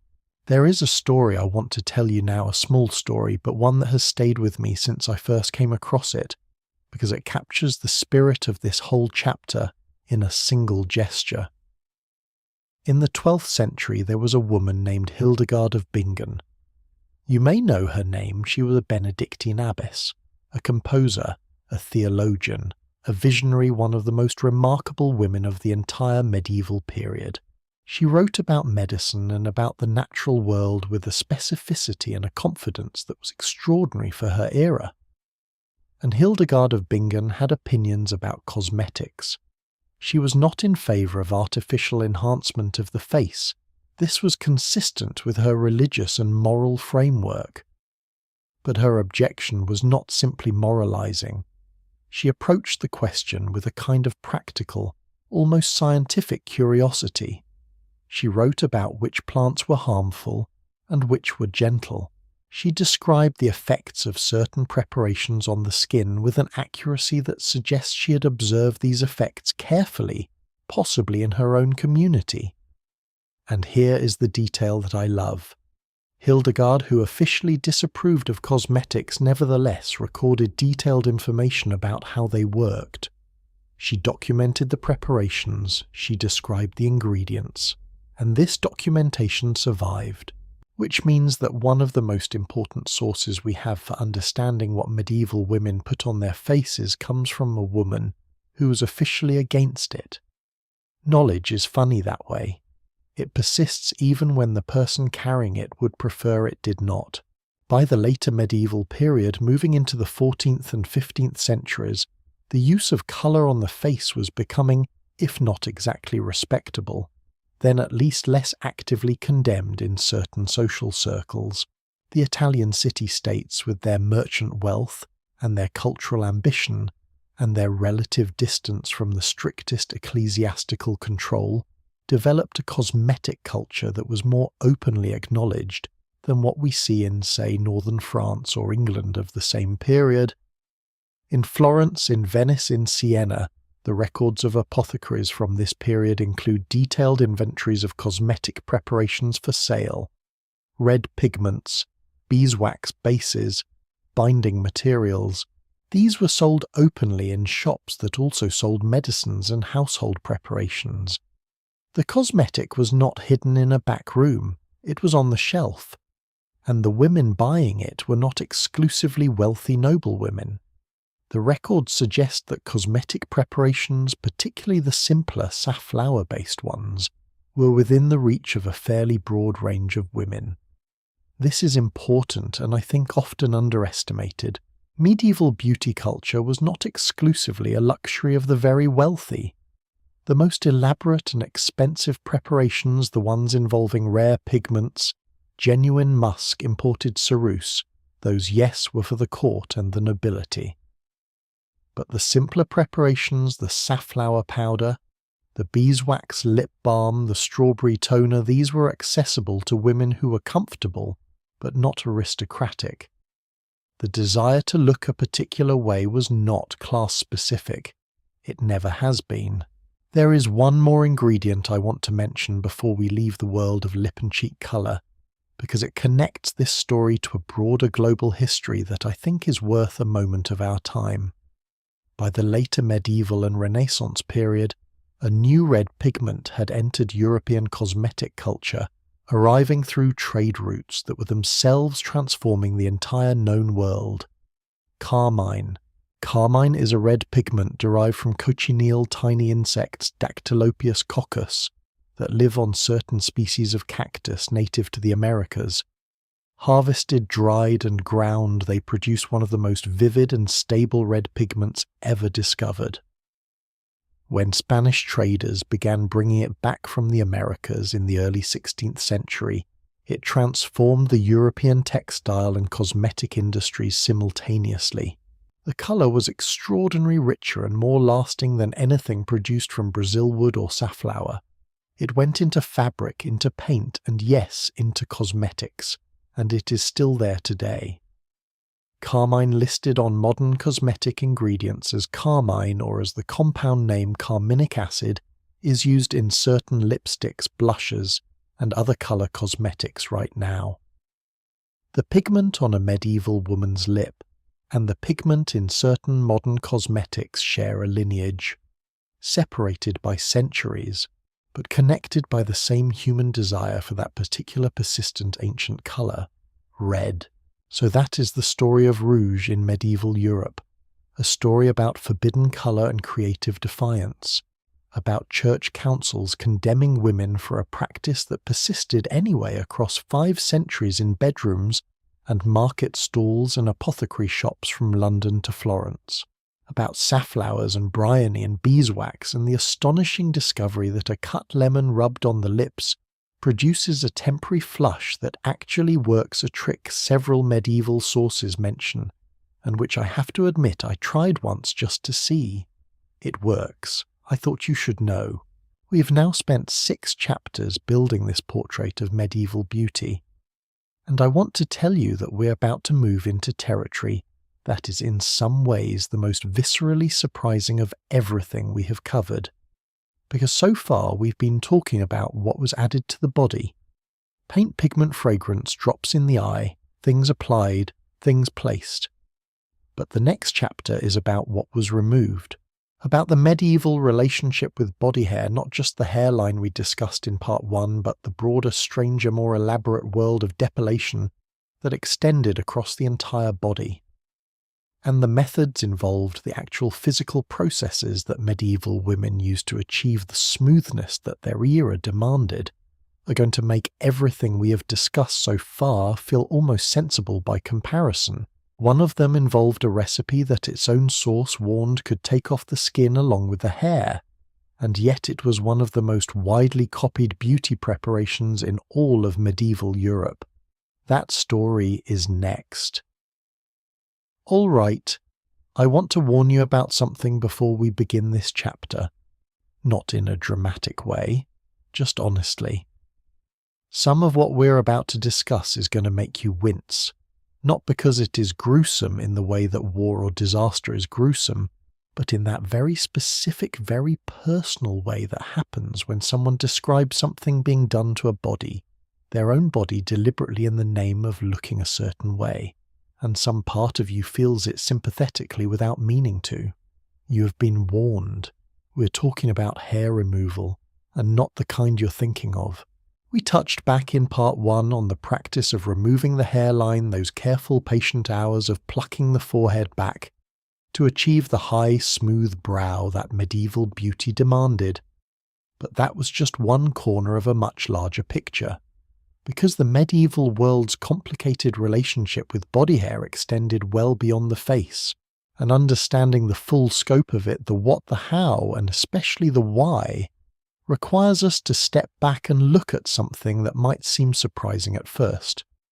Medieval Europe, particularly from the 12th century onward, had a very specific ideal of the female body.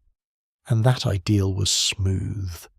Not just the face, the arms, the legs, the underarms, all of it. Smoothness in the medieval imagination was associated with refinement, with femininity, with the kind of controlled, cultivated body that a woman of quality was supposed to inhabit. Body hair, by contrast, was associated with coarseness, with peasantry, with the animal world. And so the war against it was not confined to the hairline, it was total. Now, before we get into the methods, and we will get into the methods because they are extraordinary, I want to spend a moment with the question of where this ideal came from. Because it did not emerge from nowhere. The medieval obsession with smooth skin on the female body had roots in the classical world that Europeans of the Middle Ages inherited, reinterpreted, and in some ways intensified. In ancient Rome, hairlessness across the body has been associated with social status and civilized behavior.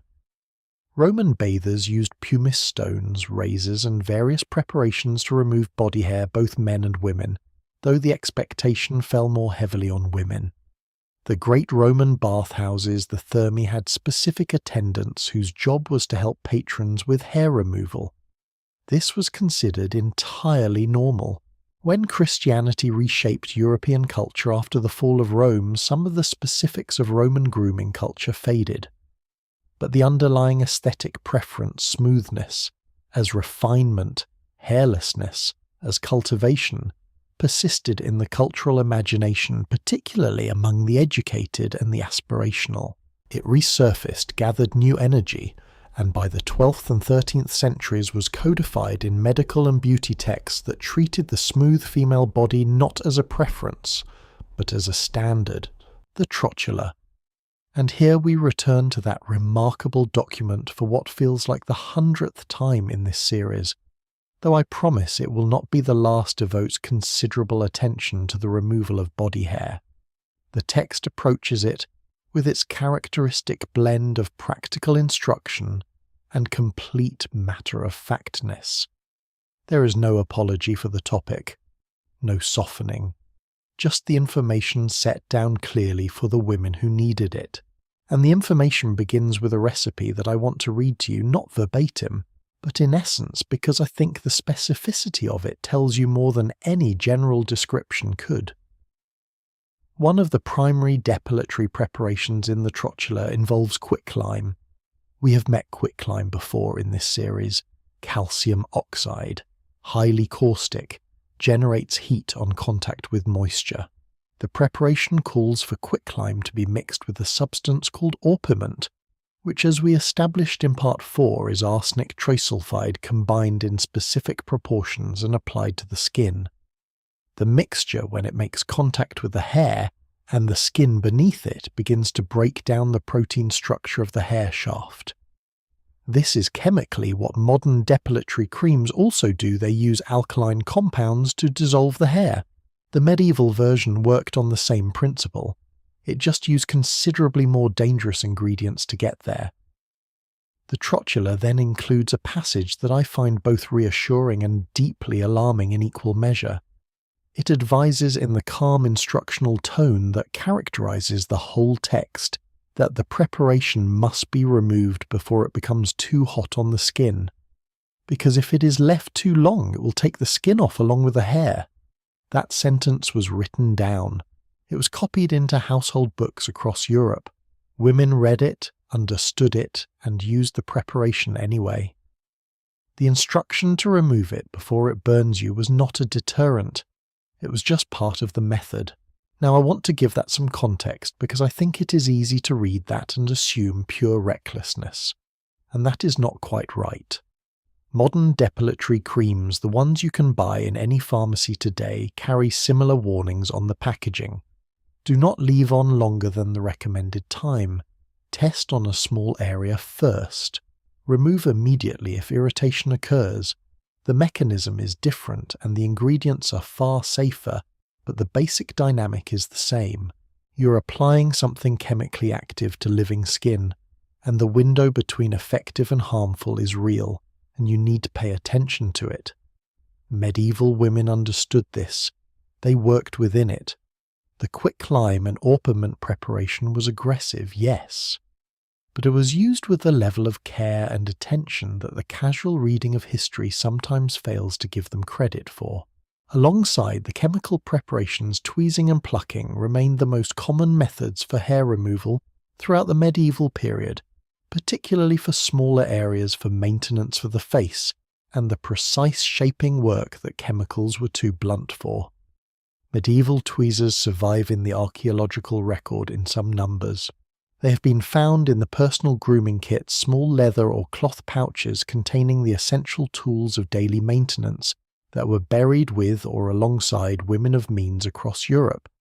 Bronze tweezers, iron tweezers, some of them beautifully made with decorative work on the handles. These were not improvised tools. They were crafted objects owned with pride, carried as part of the personal equipment that a woman of quality maintained. The presence of tweezers in a burial context tells you something important. It tells you that hair removal was considered significant enough that a woman might want her tools with her in whatever came next. That is not a casual attitude toward grooming. There was also a third category of hair removal in medieval Europe that does not get discussed as often as the chemical and manual methods, and it is one I find genuinely fascinating. Inhibitory preparations. These were not depilatories in the strict sense. They were substances applied to skin after hair removal, with the goal of slowing or preventing regrowth. Walnut oil was the most widely cited. Applied repeatedly to recently depilated skin, walnut oil was believed, and there is some evidence it had a mild effect to inhibit the hair follicle's ability to produce new hair efficiently. The juglone compound in walnut does have some biological activity on hair follicles that modern research has begun to examine. So this was not entirely wishful thinking. It was not a miracle solution. But the medieval woman who applied walnut oil after her depilatory session was engaging in what we would now call a two-step treatment protocol. Remove the hair, then address the follicle. That logic is completely modern. There is something I want to raise here that I have been thinking about for a long time in relation to this part of medieval beauty culture, and I want to share it with you because I think it adds a layer that is often missing from the history. The women performing these preparations on their bodies, particularly the more elaborate and time-consuming ones, were very rarely doing it alone. Beauty in medieval Europe was a social activity in a way that has become much rarer today. Noble women had ladies-in-waiting attendants whose roles included assistance with the physical work of grooming and dressing. A depilatory application that needed to be removed before it burned was considerably safer, with 2 people attending to it than with 1. The tweezing that took hours was easier as a shared activity. The preparation of the preparations themselves, the mixing of the ingredients, the heating of the wax, the straining of the rinse waters was communal work, and in that communal work something was passed between women that I think we often overlook.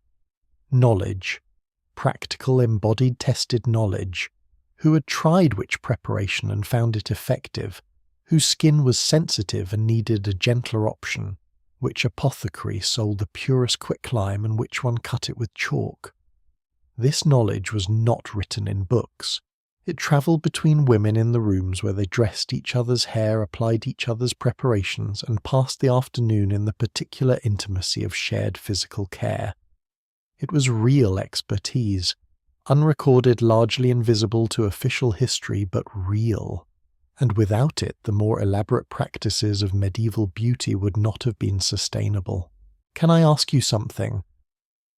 When was the last time someone helped you with a beauty routine? Not in a salon, I mean someone you actually knew. A friend, a sister, a mother.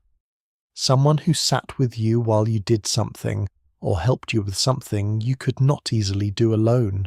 I ask because I think that communal dimension of beauty, the social fabric of it, the shared knowledge of it, is something we've largely lost as beauty has moved into the private, individual, product-driven model we mostly operate within now. And I wonder sometimes what we lost along with it. Not the quicklime, definitely not the quicklime, but perhaps something about the relationship, the shared afternoon, the knowledge that moved between hands. Let me tell you about a specific medieval text, one that does not get cited as often as the Trotula, but that I find equally fascinating for what it reveals about the practical reality of these preparations. It is a 12th century German medical text, part of a broader tradition of practical household medicine that existed across Northern Europe, and it contains a recipe for a depilatory that I want to describe carefully. The recipe calls for 1 measure of arsenic orpiment again, and 1/8 of that measure of quicklime combined and prepared for application. The instructions specify that the mixture should be applied to the area, and that the person applying it should monitor carefully for heat. When the skin begins to feel warm, not burning but warm, the preparation should be removed immediately. That window between effective and harmful was described as being quite narrow. Minutes, not hours. The text then adds, and this is the detail I keep returning to, that if the skin is accidentally burned by the preparation, there is a remedy for that too. A soothing preparation made from cooling herbs to be applied to the damaged area. The existence of the remedy tells you everything. It tells you that burning yourself was a known risk. It tells you that it happened regularly enough to warrant a dedicated treatment. And it tells you that even knowing this, even with the remedy written right there alongside the recipe, a physical reminder that this had happened before and would happen again, women continued to use it. The beauty standard was powerful enough to make the burn worth treating. And then trying again. I want to bring something into this conversation that I think reframes the whole story in an important way. We've been talking about depilation as a beauty practice, and it was that. But in medieval Europe, it was also something else simultaneously. It was a hygiene practice. The connection between body hair and parasites, lice and fleas in particular, was understood in the medieval world even without modern knowledge of exactly how the relationship worked.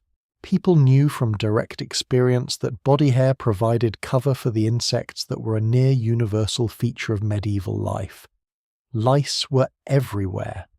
They affected people across all social classes, all levels of cleanliness, all regions of Europe. They could not be entirely prevented, but they could be made slightly more difficult to harbour, and so hair removal, particularly in the context of the underarm and other areas of the body, served a dual purpose that was not entirely separable in the medieval mind. It was beauty. And it was also a rational response to the biological realities of the world they were living in. When a practice serves 2 purposes simultaneously, vanity and pragmatism, appearance and health, it becomes very difficult to give up. Even when the method used to achieve it carries its own risks, because now you're not just weighing beauty against harm, you're weighing beauty plus hygiene against harm, and that calculation comes out differently. There is one final detail about medieval hair removal that I want to share before we move on, because it is the kind of thing that sounds apocryphal until you find multiple independent sources confirming it. In some accounts from medieval and early Renaissance Europe, there are references to eyebrows being replaced. Not shaped, not thinned, replaced. Completely removed and then redrawn in a different position higher up the forehead, in a finer, more arched shape than nature had provided. This we already knew. What I did not mention in part 1, because it belongs here in this chapter about hair removal, is the material used for the replacement. Some medieval sources, including a reference that appears in literature complaining about vanity, describe women wearing false eyebrows made from mouse skin. Mouse skin, shaped and attached. I want to be honest with you, I have spent considerable time with this detail trying to decide whether it is reliable history or medieval gossip, and the truth is probably somewhere between those two things. It appears in enough sources, in enough different contexts, that there is likely something to it, perhaps not as a widespread everyday practice, but as something that existed, that was done, that was known enough to be commented on and condemned. The image of it is extraordinary. A woman in a great hall in her finest clothes, her face painted to perfection, her eyes enormous from Belladonna, drops her cheeks flushed from safflower powder, and above her eyes 2 small, precisely shaped pieces of mouse skin positioned exactly where she wanted her brows to be. We've been told over and over that the current era is uniquely obsessed with appearance, that we are uniquely willing to go to unusual lengths for beauty. I think this story is a gentle reminder that we are not. We are just the latest chapter in a very long book, so that is the world of medieval hair removal. Quicklime and arsenic and careful timing and communal knowledge and practical tweezers and walnut oil, and yes, mouse skin eyebrows. It is a world that is equal parts alarming and resourceful, and entirely human. And it connects, as everything in this series does, to something much deeper than vanity, to the ancient, persistent, irresistible human desire to take the body nature gave you and make it into something that matches the image you carry in your mind. Now, we've spent 7 chapters in the world of what went on and off the body, but there is a whole other layer of this story that we have not yet touched. Because running alongside all of these practices, the depilatory pastes, the painted faces, the perfumed pomanders, there was a body of knowledge that tried to make sense of all of it, that tried to organize, explain, and elevate medieval beauty from mere vanity into something closer to a science. And that knowledge lived in one place above all others, a single extraordinary text written by a woman, or possibly a group of women in southern Italy in the 12th century. A text that was copied across Europe, translated into multiple languages, argued over attributed and misattributed, and eventually became the closest thing the medieval world had to a beauty Bible. We've been visiting it throughout this entire series. Now it is time to give it its full due, because the story of the Trotula, what it was, who wrote it, what it meant and why it matters, is one of the most quietly revolutionary stories in all of medieval history, and that is exactly where we are headed next. Picture a room in southern Italy, Salerno to be specific, a city perched on the Tyrrhenian coast, warm even in winter, smelling of salt air, and the particular dusty sweetness of a Mediterranean port. The year is somewhere in the late 11th century, let us say around 1080, give or take a decade. And in this city something is happening that has no precise parallel anywhere else in Europe at this moment. A woman is writing a medical text, not copying one, not transcribing a man's work, writing one, drawing on years of clinical observation, on a deep familiarity with the plant world and its effects on the human body, on a tradition of practical medicine that she has inherited and extended and made her own. Her name, or the name most closely associated with the text that bears her legacy, is Trota, and what she is writing in that warm room in Salerno is going to be copied and recopied and translated and argued over and plagiarized and celebrated and dismissed and rediscovered for the next 900 years. It is going to be called the Trotula, and it is going to be, among many other things, the most important beauty manual in the history of medieval Europe. I want to spend some time with this document properly, not just the recipes which we've been visiting throughout this series, but the story of the text itself. Because the Trotula has a history as complicated and as fascinating as anything it contains. and understanding that history, I think, changes the way you read every single preparation we have discussed. The Trotula, as we know it today, is actually a collection of 3 separate texts compiled together sometime in the 12th century.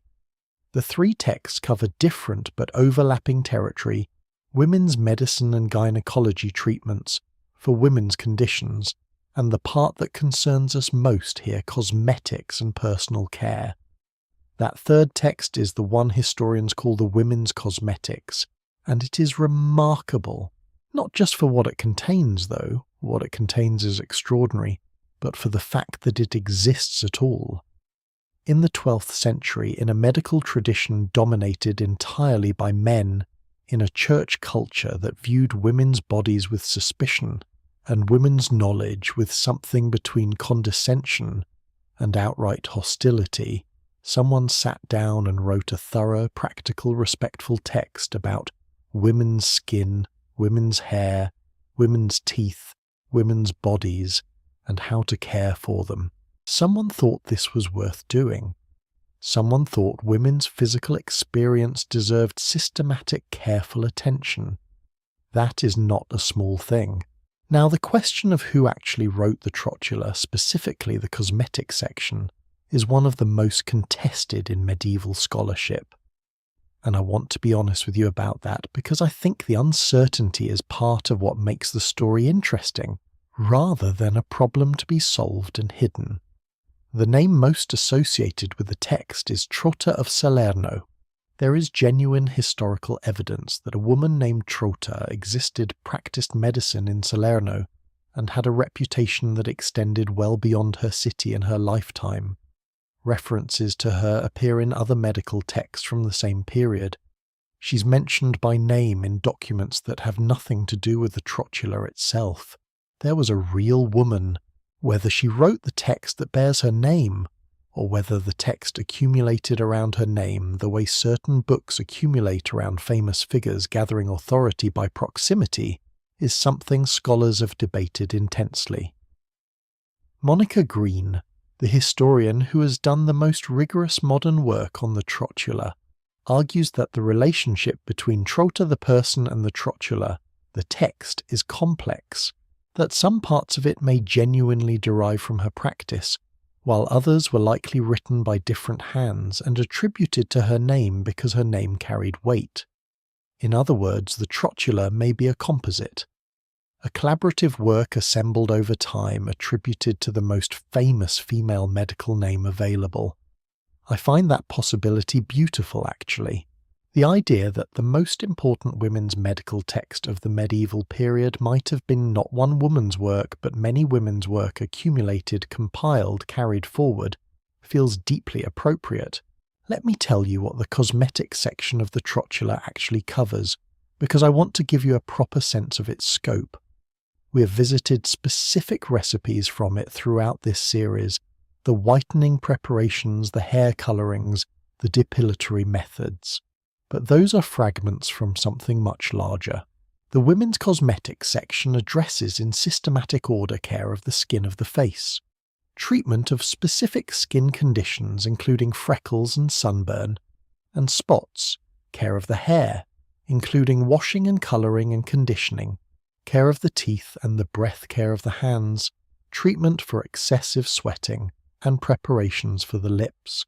It covers what we would now think of as both cosmetics and dermatology simultaneously, which makes sense because in the medieval medical tradition, the line between medicine and beauty was not drawn where we draw it today. Skin that looked beautiful was skin that was healthy. The goals were one and the same, and so the Trotula approaches a recipe for whitening the face with the same seriousness it brings to a treatment for skin inflammation. It does not apologize for the cosmetic preparations. It does not frame them as vanity. It treats them as legitimate medical interventions in the service of a woman's well-being. That framing beauty as health appearance as a legitimate subject of medical care was quietly radical in the context of the 12th century church's suspicion of cosmetics. Now I want to walk you through some of the preparations in the Trotula's cosmetics section, that we have not yet visited in this series because they add texture and depth to everything we've already discussed. The text opens the cosmetics section with a simple instruction for the face wash with French soap and warm water. French soap Savon de Marseille and its predecessors was considered superior in quality to the rougher ash and fat soaps of Northern Europe. It was made with olive oil, which made it gentler on the skin, and it had better lathering properties. The instruction to begin the beauty routine with a proper cleansing wash is completely modern in its logic. Clean skin before treatment. Remove the day's accumulation before applying anything else. The same advice appears in every contemporary skincare guide. The Trotula was there 900 years earlier. After cleansing, the text moves to what we would now call treatment. For freckles and dark spots which, as we noted earlier, carried significant social stigma in a world that prized unblemished pale skin, the Trotula offers a range of approaches. One involves the juice of a plant called celandine, which has a mild bleaching effect on pigmented skin. Celandine contains compounds that inhibit the enzyme responsible for melanin production. This is again chemistry that modern cosmetic science has confirmed is real. Another preparation involves mixing egg white with powdered alum and letting the mixture dry on the skin. The alum, which is astringent, would tighten the skin and temporarily reduce the appearance of discoloration. For more stubborn cases, the text recommends a preparation made from ground lily bulb mixed with white lead. And here we see again that tension we've encountered throughout this series, the effective ingredient sitting alongside the dangerous one, both offered without distinction, because the women writing and reading this text did not have the biochemical vocabulary to separate them. Lily bulb extract does have genuine skin brightening properties. White lead, as we know from part 2, does not, or rather it does briefly at the cost of everything else. The section on teeth and breath is one I find particularly charming, and I want to spend a moment with it because it is so specific and so practical. The Trotula recommends cleaning the teeth with a powder made from a mixture of materials: ground rock salt, dried and powdered herbs, dried mint, dried rosemary, powdered spices, particularly cloves and cinnamon, and in some versions of the recipe powdered walnut shells, which have a mild abrasive quality that helps remove staining. This mixture was applied to the teeth with a piece of rough cloth or a small stick, essentially a rudimentary toothbrush. The logic behind each ingredient is sound. Salt is antimicrobial. Mint provides a clean sensation and has some antibacterial properties. Clove oil, and the preparation would have carried some clove oil from the dried spice, is still used in dental preparations today as a mild analgesic and antiseptic. The walnut shell powder is a gentle abrasive. This medieval tooth powder, taken as a whole, is more rational and more carefully thought out than we might expect. It would have been genuinely effective at maintaining cleaner teeth and fresher breath. Not a perfect substitute for modern dentistry, but not nothing either. For the hands, which were visible in ways that much of the body was not, and which therefore received specific cosmetic attention, the Trotula recommends regular application of preparations made from almond oil and rose water. Almond oil is deeply moisturizing, particularly effective for dry or chapped skin. Rose water has a mildly astringent and soothing effect. The combination of the two is still used in hand preparations today. I keep encountering these moments in the Trotula, where a medieval recipe maps so closely onto a modern product that I almost have to do a double take. Not because the medieval world was secretly modern, but because certain relationships between ingredients and skin are simply true regardless of the century. The right oil for dry hands in the 12th century is still the right oil for dry hands now. Let me ask you something that I find genuinely thought-provoking.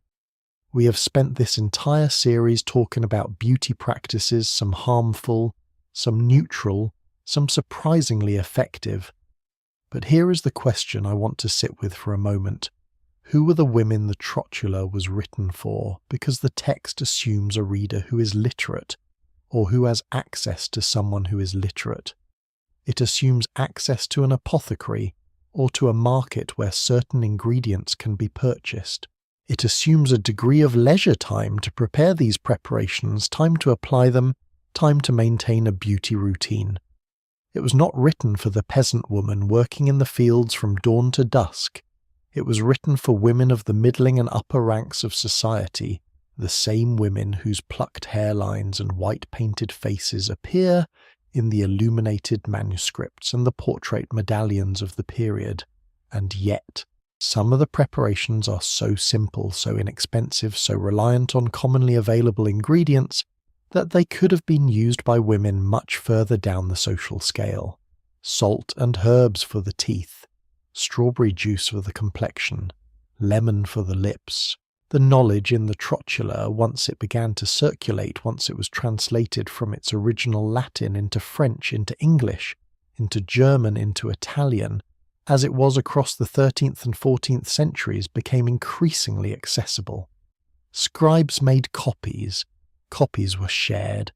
Recipes were extracted and included in household books that served a much wider readership than the original Latin text ever could. The Trotula's knowledge moved. It moved the way knowledge moves when it is genuinely useful through hands and conversations and copied pages, and the simple human tendency to share something that works. There is a specific version of the Trotula story that I find particularly moving, and I want to tell you about it because it captures something about the text's long journey through time. By the 13th century, the Trotula's cosmetic section was being copied not just in academic and medical contexts, but in collections of practical household knowledge manuscripts that functioned as personal reference books for women managing large households. These manuscripts were usually assembled over time, added to by multiple hands, updated as new information became available. They contain recipes for cooking alongside recipes for medicine, alongside recipes for cosmetics. The cosmetic preparations from the Trotula appear in these collections sitting quietly between a recipe for roast capon and a remedy for a child's fever. No hierarchy of importance, no special section marked beauty, just knowledge, all of it considered equally worth preserving. And when I imagine the woman who compiled such a book, who sat down with a quill and copied out carefully the recipe for a whitening preparation, and the recipe for a hair wash, and the recipe for tooth powder, I feel something that is hard to describe exactly. It is something like admiration.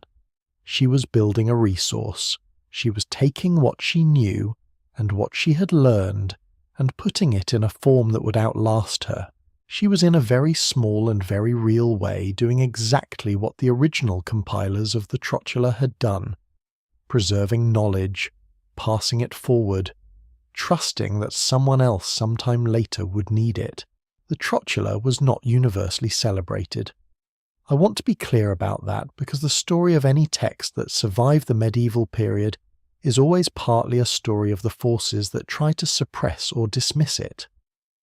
Male physicians trained in the universities that had become the dominant institutions of medical education by the 13th century universities that excluded women entirely sometimes dismissed the Trotula with condescension.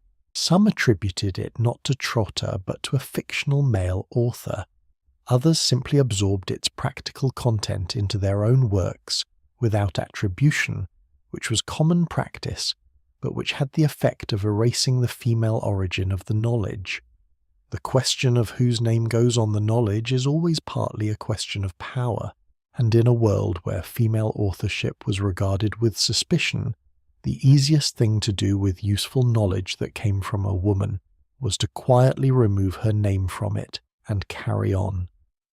This happened to the Trotula multiple times, in multiple languages, and yet the text survived. The knowledge survived. Trotta's name, however disputed, however complicated the attribution survived. That is not nothing. That is in fact quite a lot. Before we leave the Trotula and the world of medieval medical beauty culture, I want to mention one final preparation from the text that has stayed with me since I first read it. It is a recipe for a preparation designed to address what the text calls the unpleasant effects of excessive perspiration. The preparation involves a combination of rosewater, white wine, and dried powdered herbs, specifically roses, violets, and a cooling herb called plantain. Mixed together, the liquid is applied to the skin, to the underarms, to the chest, to the hands. It is essentially a fragrant, mildly astringent skin toner, designed to reduce moisture and control odour. It is the 12th century version of a deodorant, and when you read it, something in the distance between then and now collapses completely. Because this preparation, this simple mixture of wine and roses and dried herbs, was made by women, for women passed between them written down, so it would not be lost, copied into household books across Europe, used in daily life for generations. And it addresses one of the most ordinary and universal concerns a body can have: the desire to feel clean, the desire to feel comfortable in your own skin, the desire to not be distracted by your body when you have a life to get on with. 900 years of distance and the same small, entirely human wish. So that is the story of the Trotula, the text, the woman, the legacy. The quietly revolutionary act of writing down what women knew about their own bodies in a language that other women could access at a time when the official world of medicine wanted no part of it. It is not a perfect text. It contains preparations that are genuinely harmful, alongside preparations that are genuinely effective. It reflects the limits and the misconceptions of its era, alongside its real wisdom. But it also represents something that I think deserves to be named clearly. It represents a moment when a woman, or several women, decided that their knowledge was worth preserving, that what they understood about bodies and beauty and care and health was legitimate, that it deserved the same serious attention as any other branch of medicine. They were right. Now, we have spent 8 chapters in the world of what went on the face, into the eyes, through the hair, and into the careful pages of the most important beauty text in medieval history. But there is an aspect of this story that we've been circling around without addressing directly, and it involves a question that I think will surprise you in how complicated its answer turns out to be. We have talked about teeth in passing, the tooth powders, the breath preparations, but we have not yet talked about what medieval people actually believed about teeth and beauty. Because the relationship between teeth and status in medieval Europe was not what you might expect. It was not simply that good teeth were beautiful and bad teeth were a problem. It was something considerably stranger than that. Something that involves sugar and wealth, and a medical misunderstanding so complete that it produced the opposite of its intended effect, and it produced one of the most genuinely bizarre status symbols in all of beauty history. That story is coming up next. Of everything we have covered in this series, and we have covered a great deal, the story I am about to tell you is the one I genuinely struggled to believe the first time I encountered it. Not because it is complicated, not because the evidence is unclear, but because it represents one of those rare moments in history when a beauty standard managed to be simultaneously logical, completely backwards, and deeply human all at once. Here is the premise.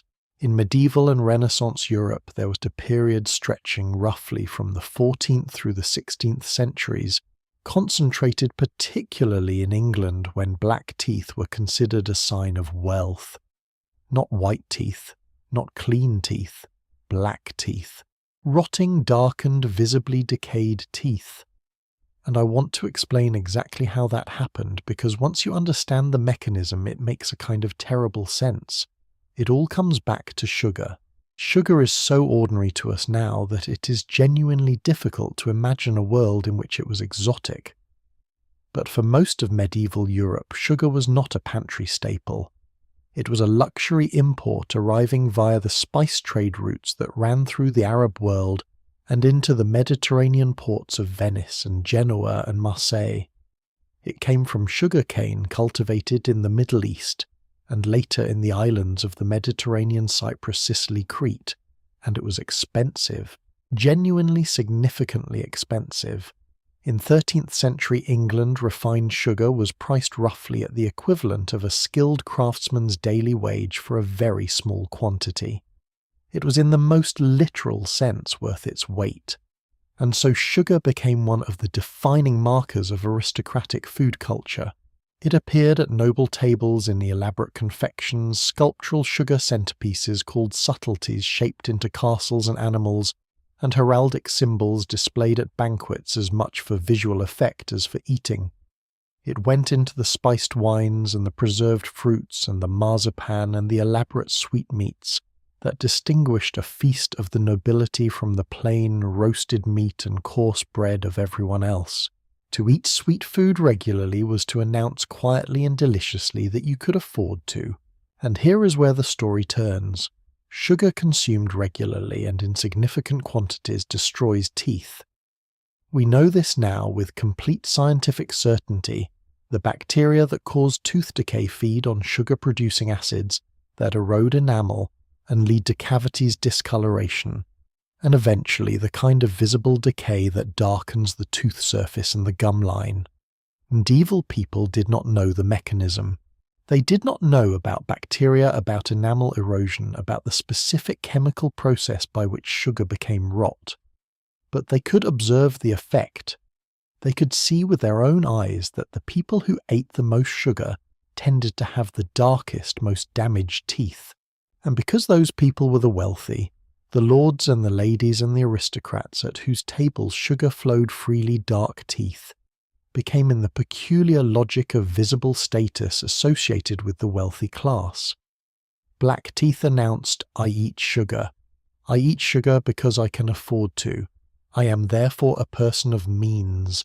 The most famous example of this, the one that always stops me in my tracks because it is so specific, so documented and so extraordinary, is Queen Elizabeth I. We have met Elizabeth twice already in this series, the high forehead of part 1, the ceruse of part 2. Now here she is again, and I promise you this will be the last time we visit her, because her teeth complete the portrait of a woman who embodied the beauty standards of her era so completely that she became almost a monument to them.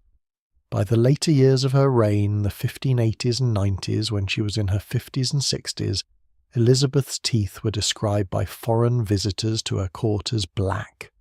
Not slightly darkened, not stained, black. A German visitor named Paul Hentzner, who was granted an audience with the Queen in 1598, wrote an account of the experience that included an observation about her teeth, noting that they were black, a defect he wrote that the English seem very subject to from their great use of sugar. That phrase is extraordinary, a defect that the English seem very subject to from their great use of sugar. He was not wrong. The English aristocracy of the Elizabethan era consumed sugar in quantities that were remarkable even by the standards of the European wealthy. Confectionery was a point of considerable national and court pride. The damage to teeth was visible, widespread, and understood, at least in retrospect, to be connected to the diet. But here is the detail that I find most telling about Elizabeth specifically.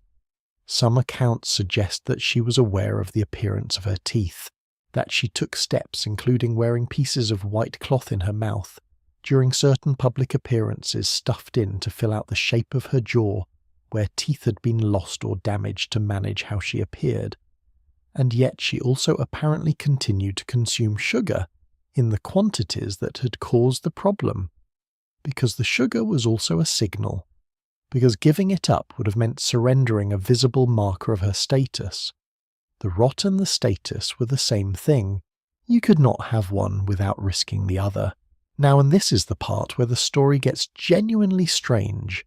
Some accounts from the period suggest that the association between black teeth and wealth became strong enough that people who were not wealthy, but who wanted to appear wealthy, attempted to artificially darken their teeth. I want to be careful here because the evidence for this specific practice is thinner than for most of what we have discussed in this series. It appears in satirical writing and the kinds of social commentary that were always prone to exaggeration for comic effect. But the fact that satirists felt it was worth mocking suggests that the underlying aspiration to appear to have eaten enough sugar to have black teeth was recognizable, was plausible, was happening at least among some aspirational members of the middling classes who wanted to signal upward. The history of beauty is full of moments when people adopted the visual markers of a class they wished to belong to. We do it today. We did it in the 14th century. We have always done it.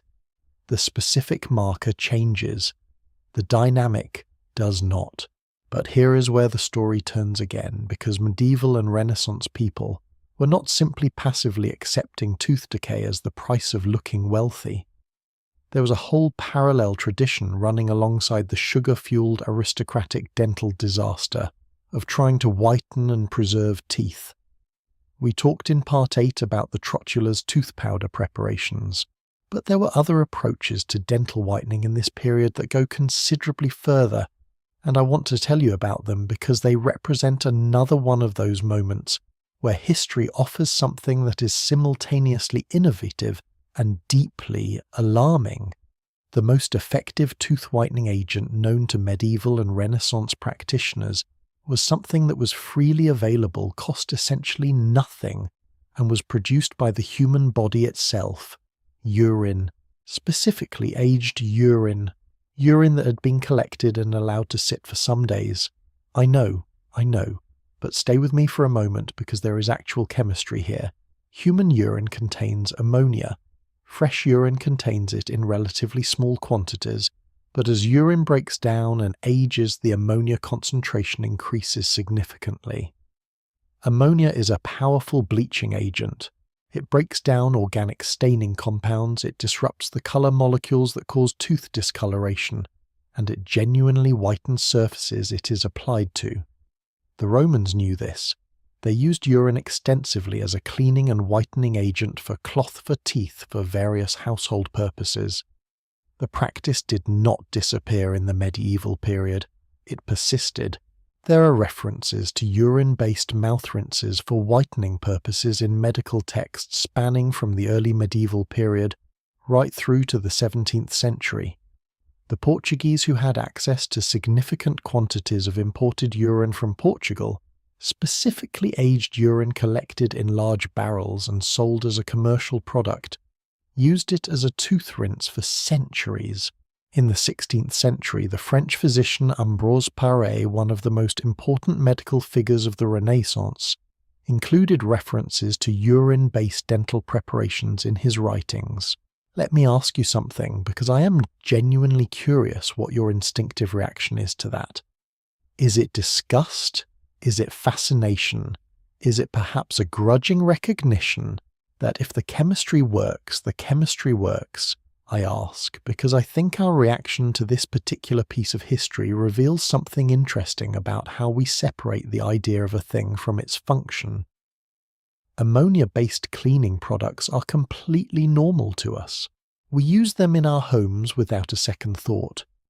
The idea of the source of the ammonia is what creates the reaction, not the chemistry.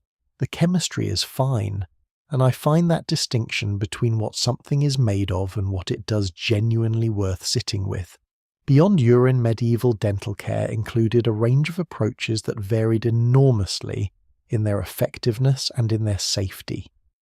Pumice stone ground very fine was used as an abrasive to remove surface staining. Effective but risky for enamel if used aggressively or frequently.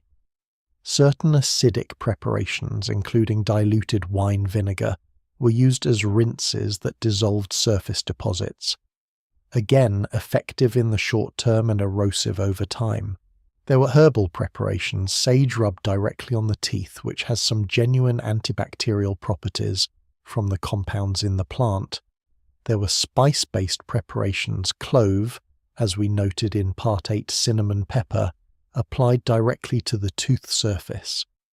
And there were preparations made from burnt bread, Yes, toast, essentially ground fine and mixed with salt, which function as a mildly abrasive, mildly antibacterial tooth powder. Medieval people were resourceful. They were working with what they had, and some of what they had, it turns out, genuinely worked. The medieval relationship with actual dentistry, with the treatment of tooth pain and tooth loss, is a story that runs alongside the beauty practices, and that I want to touch on briefly because it adds important context. Tooth pain in the medieval world was not a minor inconvenience. It was one of the most common, most debilitating forms of physical suffering that people experienced throughout their lives. The absence of any effective anesthetic, the absence of any understanding of infection, and its control meant that dental problems could escalate with terrifying speed from a painful tooth to a life-threatening abscess. The people who treated teeth, and they were not called dentists, that word did not exist in the medieval period, were often barber-surgeons. The same person who cut your hair and let your blood when you were ill might also pull your teeth. They used instruments that would be recognizable in function, if not in design, to a modern oral surgeon forceps levers tools for cutting tissue. They worked without pain relief beyond alcohol and prayer, and the results were predictably mixed. Tooth extraction in the medieval period was genuinely dangerous. Infection was a constant risk. The jaw could be fractured, the wrong tooth could be pulled, and so the preference, entirely rational in context, was to avoid reaching that point if at all possible, to maintain the teeth, to treat problems early with the preparations available to preserve what you had for as long as you could. The tooth powder, the herbal rinse, the urine, these were not merely cosmetic, they were preventive medicine. I want to tell you about one specific medieval figure who illustrates this dental story particularly well, because he represents a perspective we have not yet heard in this series, the perspective of a man, specifically the perspective of a medieval king, King John of England, who reigned from 1199 to 1216, and who is perhaps best known to history for signing Magna Carta in 1215, was known to have suffered considerably from dental problems. Contemporary accounts describe him as experiencing significant tooth pain during various points of his reign. The treatments available to him, a king with access to the best medical care that the early 13th century could offer, were essentially the same preparations we've been discussing. Herbal rinses, spiced preparations applied directly to the painful tooth, clove oil, which does have a genuine numbing effect on tooth pain because of its eugenol content, prayer. A king and a peasant in the medieval world faced the same fundamental limits when a tooth went bad. The king had better ingredients. He did not have better outcomes. There is one more dimension to the medieval teeth story that I want to bring in before we move forward, because it connects this chapter to something larger that I think has been threading through this entire series without being named directly. Throughout our journey, the plucked hairlines, the painted faces, the dangerous eye drops the tooth powders, there has been a consistent gap between appearance and reality, between what something looked like and what it actually was, between the smooth, white, radiant, perfectly appointed face that the medieval beauty ideal demanded and the reality underneath it, the lead paint covering damaged skin, the Belladonna drops that blurred the vision behind those beautiful eyes, the carefully maintained hairline above a scalp that had been burned by quicklime, and now the black teeth that announced wealth while hiding, or rather displaying its cost. Medieval beauty was in a profound sense a performance, a very skilled, very deliberate, very carefully constructed performance. And perhaps what strikes me most about that, looking back from where we sit now, is that this is not a medieval problem. The performance of beauty, the gap between appearance and reality, the constructed nature of the presented self is not something we have moved beyond. We have just changed the set design. The stage is still the same. So that is the strange, swirling, uneasy story of medieval teeth. of sugar that was simultaneously a pleasure and a poison and a status symbol, of queens with black teeth and court ladies stuffing cloth into their cheeks, of urine rinses that worked by chemistry even when they are pulled by association, and of the barber-surgeon with his forceps who represented for most people the outer limit of what dental care could offer. It is a story about the cost of status, about the way wealth always leaves its mark, sometimes in ways that are entirely unintended, and about the remarkable human capacity to turn even the evidence of excess into an advertisement for it. We've now spent 9 chapters deep inside this world, and I want to tell you that we are moving in our next chapter into territory that is in some ways the most charged of everything we have discussed. Because we've talked throughout this series about the church's complicated relationship with beauty, the condemnations, the rules, the recurring moral objections to painted faces and artificial hair and everything else. But we have been treating the church mostly as a backdrop, as a voice in the room that people were navigating around. In our next chapter, I want to bring it to the foreground, because the relationship between medieval Christianity and the idea of beauty was not simply a story of prohibition and defiance. It was something much more contradictory, much more interesting, and in some ways much more revealing about human nature than that simple opposition suggests. The church condemned cosmetics. The church also used incense and gold, and the most elaborate visual beauty that the medieval world could produce in every single one of its sanctuaries. The same institution that called painted lips sinful built Chartres Cathedral. That contradiction deserves its own chapter, and that is exactly what comes next. Let me tell you about a building. It sits in a small city about 50 miles southwest of Paris, in a flat agricultural plain that seems almost designed to make the structure rising from it look as dramatic as possible. Construction on it began in earnest in 1194 after a fire destroyed much of its predecessor. It took about 26 years to complete the main structure, and when it was done, when the last stone was laid, when the last window was set into its lead framework, when the last carved figure was positioned in its niche above the great doorway, what existed was one of the most intentionally beautiful objects human beings have ever made. Chartres Cathedral. Now I want you to hold that image in your mind for a moment. These soaring, vaulted ceilings, the famous rose windows through which the light enters and colours so saturated they seem almost impossible. Cobalt blue, deep red, golden amber, all of it calculated, all of it deliberate, all of it designed to overwhelm the senses and direct the overwhelmed mind toward God. And then I want you to remember something we established in Part 6.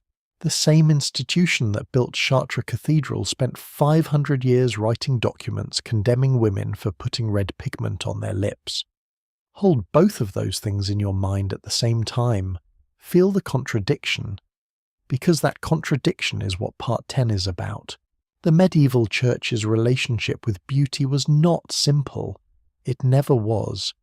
And I think reducing it to a simple story of repression and prohibition, which is the easy version of this history, actually obscures something far more interesting about how the medieval mind understood beauty, what it feared about beauty, and what it could not stop doing with beauty, no matter how hard it tried. Let us start at the beginning, with the theologians, because the church's complicated position on beauty did not emerge from nowhere. It was built carefully over centuries by some of the most formidable intellectual minds of the ancient and medieval world, and their arguments were not simply dismissive, they were genuinely engaged with beauty as a philosophical problem, which is to say they took it seriously, far more seriously than a simple prohibition would suggest. Tertullian was a Christian theologian writing in the late 2nd and early 3rd century, so not medieval strictly speaking, but laying foundations that the medieval church would build on for 1,000 years. He wrote a treatise called On the Apparel of Women that is one of the most sustained and remarkable attacks on cosmetics in all of Christian literature. And I want to describe it carefully because it is more interesting than it is usually given credit for. Tertullian's argument was not primarily that cosmetics were vain. His argument was that they represented a failure of gratitude. God, he wrote, made the human face. God gave each person the features they have.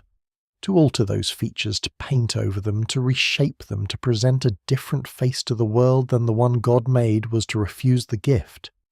To say implicitly that God's work was not good enough, that you could improve on it, that is a remarkably sophisticated theological argument, and it is quite different from simply saying that vanity is bad. It is saying that cosmetics are a form of ingratitude, a form of theological presumption. Now, and this is the part that I find genuinely fascinating, Tertullian wrote that argument while living and worshipping in a tradition that was at the very same moment developing an extraordinarily elaborate visual culture.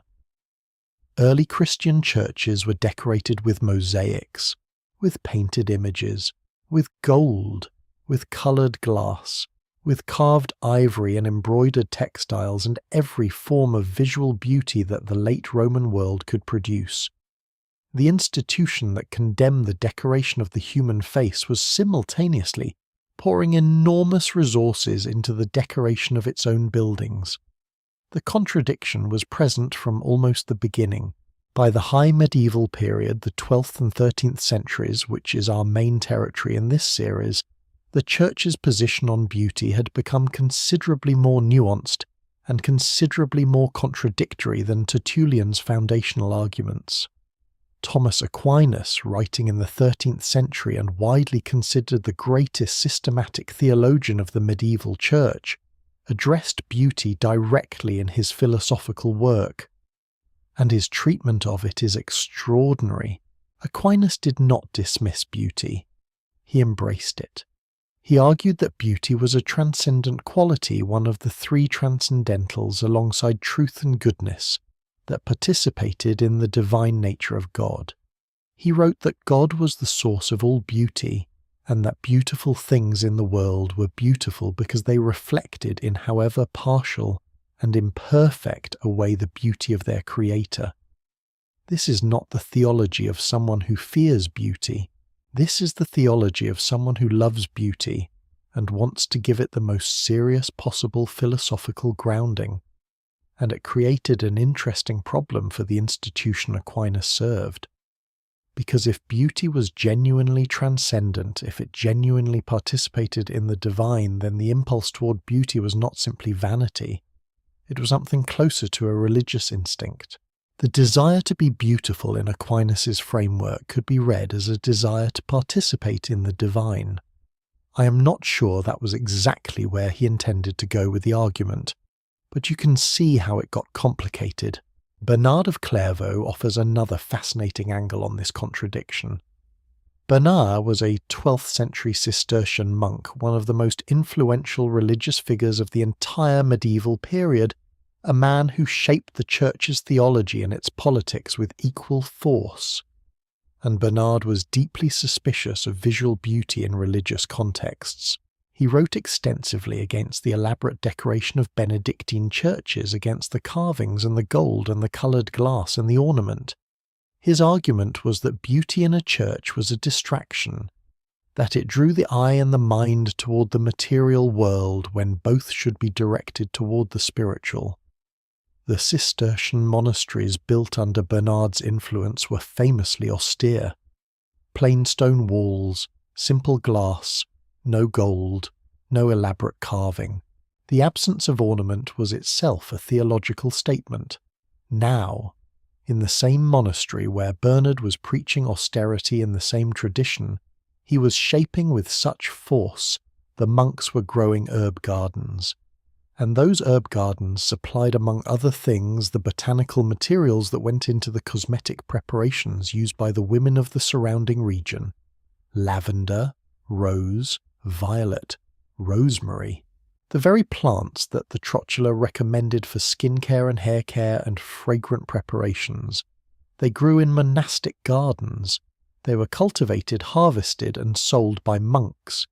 The institution that condemned women for using cosmetics was in some cases literally growing the ingredients.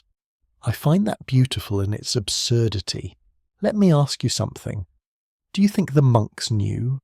Do you think the abbot who oversaw the herb garden understood that some portion of what was grown there would end up as a rosewater skin preparation in the chamber of a noble woman 15 miles away? I think he probably did. I think he simply did not connect the dots in a way that troubled him, because the herb garden was medicine. The herb garden was legitimate. What the noble woman did with the rosewater afterward, that was her problem, her sin, her soul to account for. The growing was clean. That particular willingness to benefit from something while maintaining a comfortable distance from its consequences is not exclusively a medieval trait. The most extraordinary expression of the Church's contradictory relationship with beauty is, of course, the cathedral itself. And I want to spend a proper moment with this because I think it deserves more than a passing reference. The medieval cathedral was among many other things a beauty machine. It was designed from the ground up to overwhelm the senses in the service of religious experience. The height of the nave, sometimes over 100 feet, was calculated to make the human body feel small in a specific, deliberate way. The light through the stained glass was controlled, coloured, directed. Walking into a great medieval cathedral was an experience that was curated with the same intentionality that a modern film director brings to a scene. Every element of what you saw, heard, and smelled was considered. The incense which drifted in visible clouds through the coloured light, the candlelight on gilded surfaces, the carved faces of saints looking down from their niches with expressions of such serene authority that they felt genuinely alive. This was beauty deployed as a tool of spiritual persuasion, and it worked. It worked enormously well. Now here is the theological justification that the Church offered for this apparent contradiction. The beauty of the cathedral was not for the pleasure of the person experiencing it. It was for the glory of God. The distinction was crucial. Beauty directed toward God, offered upward, so to speak, was holy. Beauty directed toward the self, the painted lip, the dyed hair, the whitened face, was vanity. The same impulse, pointed in different directions, produced one of the most magnificent traditions of visual art in human history on the one hand, and 5 centuries of moral condemnation on the other. The direction of the beauty was everything. Or so the argument went. I think most of us can see the difficulty with this reasoning. The woman applying rosewater to her skin, was she not also in some sense attending to the body that God had given her? Was she not also responding to an aesthetic instinct that Aquinas himself had identified as a reflection of the divine? Some medieval women made exactly this argument, not in formal philosophical treatises that avenue was largely closed to them, but in the quieter spaces of practice and resistance, in the simple fact of continuing to do what they did in defiance of what they were told. There is a figure I want to bring into this part of the conversation, who I think crystallizes the church beauty contradiction more vividly than almost anyone else in medieval history. Her name was Christine de Pizan. Christine de Pizan was a writer, one of the first professional writers in European history, and certainly among the first women to earn her living by her pen. She was born in Venice in about 1364, raised at the French royal court, and began writing after the early death of her husband, left her responsible for her own financial survival and that of her children. She wrote prolifically: poetry, political theory, history, allegory. And she wrote with particular passion and precision about the position of women in the society she lived in.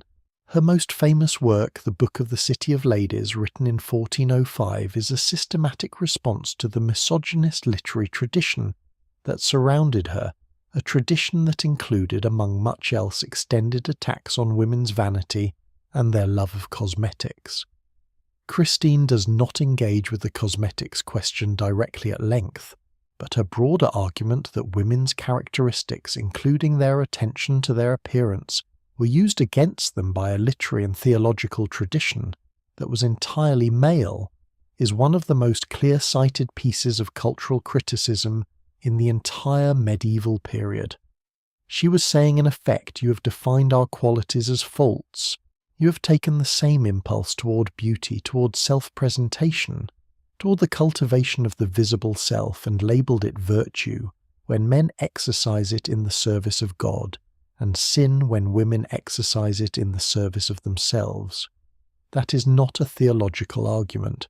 It is a political one, and it was made by a woman sitting in Paris in 1405, writing by candlelight, making her living with her words. I find her extraordinary. The practical reality of the Church's influence on beauty culture was, of course, considerably messier than any of these theological arguments suggest. In different regions at different periods, the enforcement of prohibitions against cosmetics varied enormously. In the Italian city-states, where the Church's social control was somewhat weaker relative to the power of the merchant families and the courts, cosmetic culture was relatively open. We have already seen this in the apothecary records and the painting traditions of Florence and Venice. In more northern, more strictly controlled communities in certain English or German contexts, during periods of particularly intense reform movements, the prohibition was enforced more aggressively. Women could be called out publicly for visible cosmetic use. It could appear in confessional manuals as a sin requiring acknowledgement. It could earn genuine social censure, but even in those contexts the practice continued. Because the social pressure toward a certain kind of appearance, which the Church had not created and could not control, was stronger than the theological argument against it. You can write a rule against beauty. You cannot write it out of human nature. I want to tell you about one specific moment, one documented specific exchange that captures the lived reality of this tension between the Church and cosmetics in a way that no amount of theological discussion quite manages.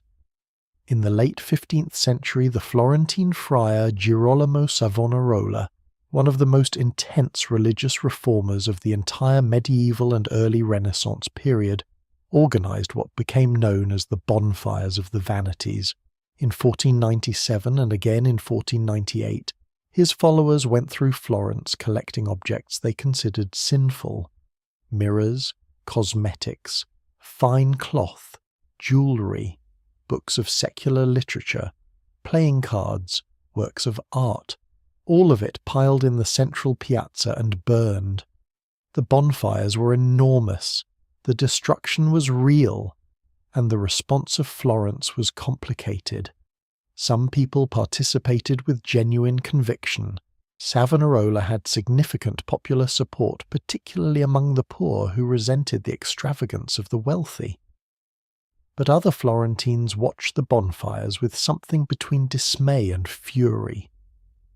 The painter Sandro Botticelli is sometimes said to have thrown some of his own works into the fire, though historians debate how voluntary this was and what exactly he contributed.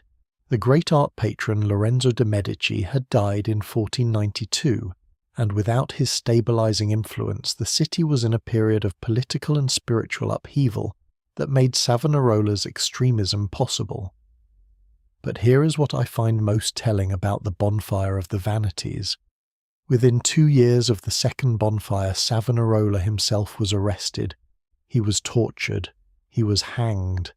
And his body was burned in the same piazza where the cosmetics and the mirrors had burned. Florence made its choice. The mirrors came back. The cosmetics came back. The beauty came back.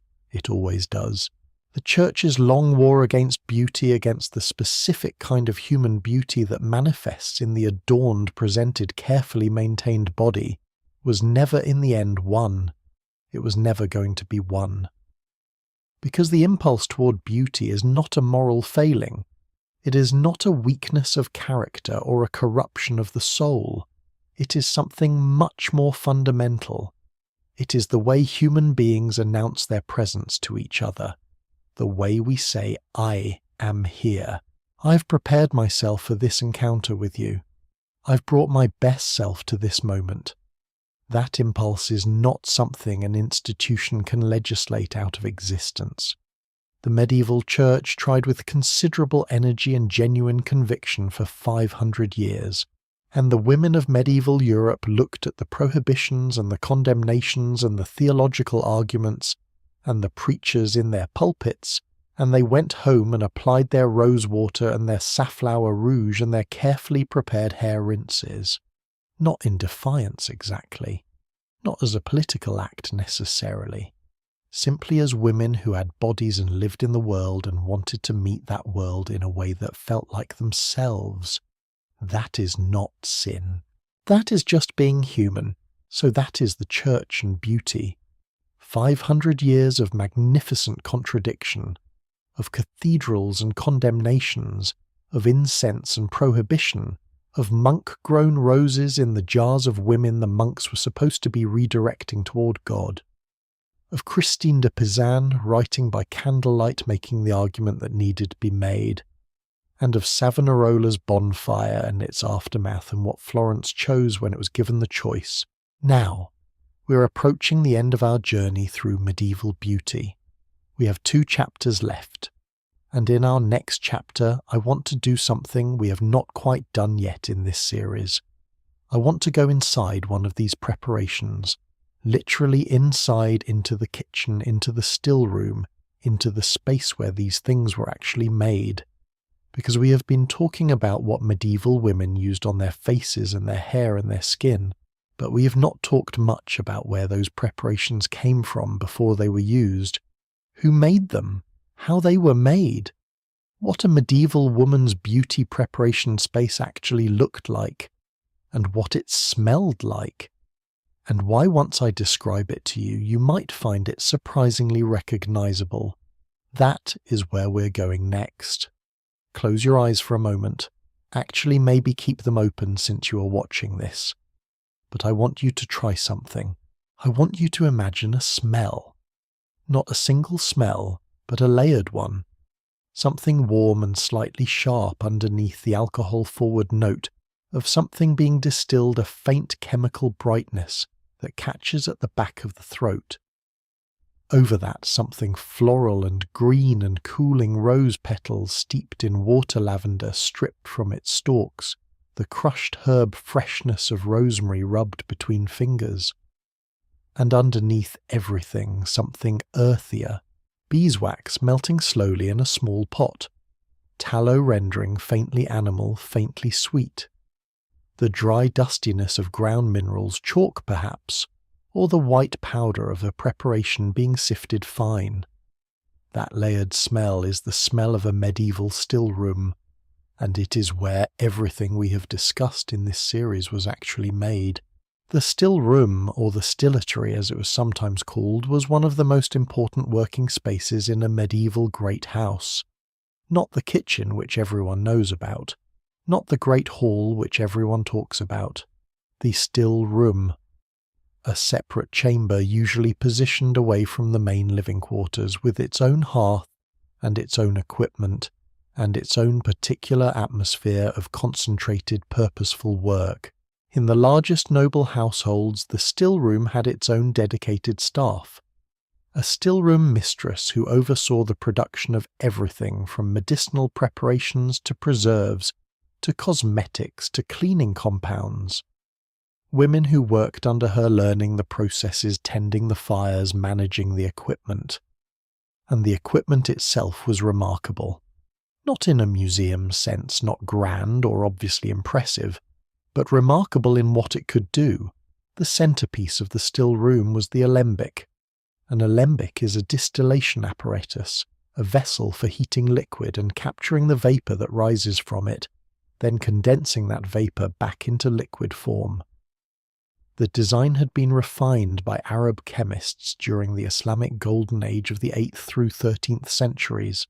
It came to Europe partly through the translation of Arabic scientific texts into Latin, and partly through the direct contact that occurred in places like Sicily and Spain, where Arab and European scholarly traditions overlapped.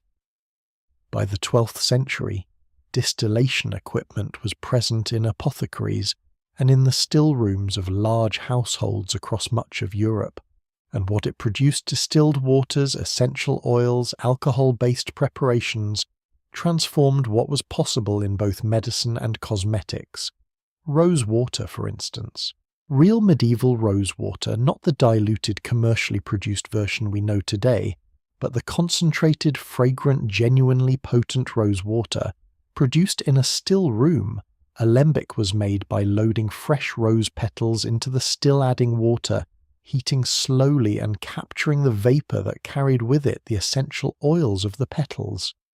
The resulting liquid was rose water, pure, fragrant, effective, and infinitely more concentrated than a simple petal infusion would produce.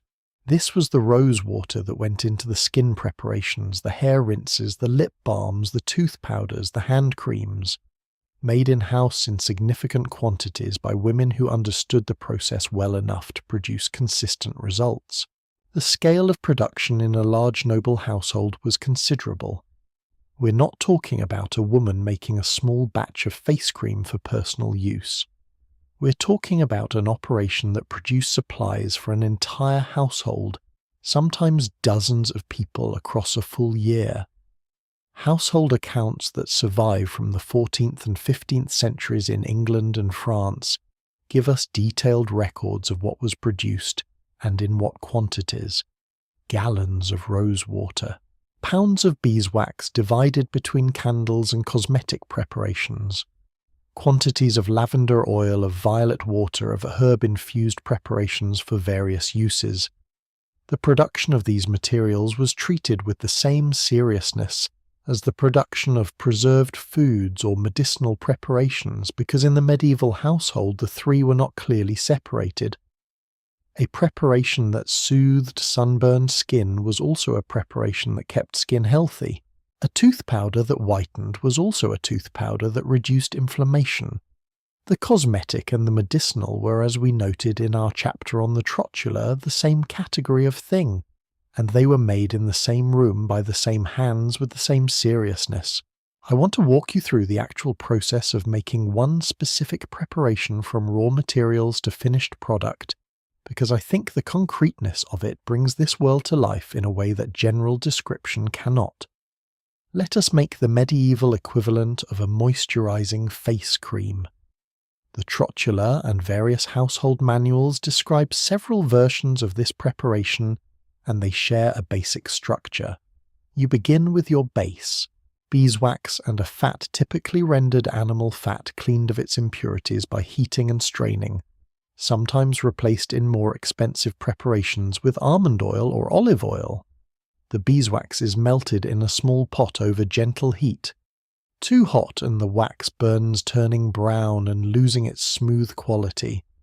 Just hot enough and it becomes liquid, pale, and slightly honey-scented. The fat is added to the liquid wax, stirred until combined. This mixture, wax and fat, is your base. It will set solid when cool but melt again against the warmth of skin. Now you add your active ingredients. Rose water carefully incorporated into the wax and fat base, while both are still warm enough to accept it.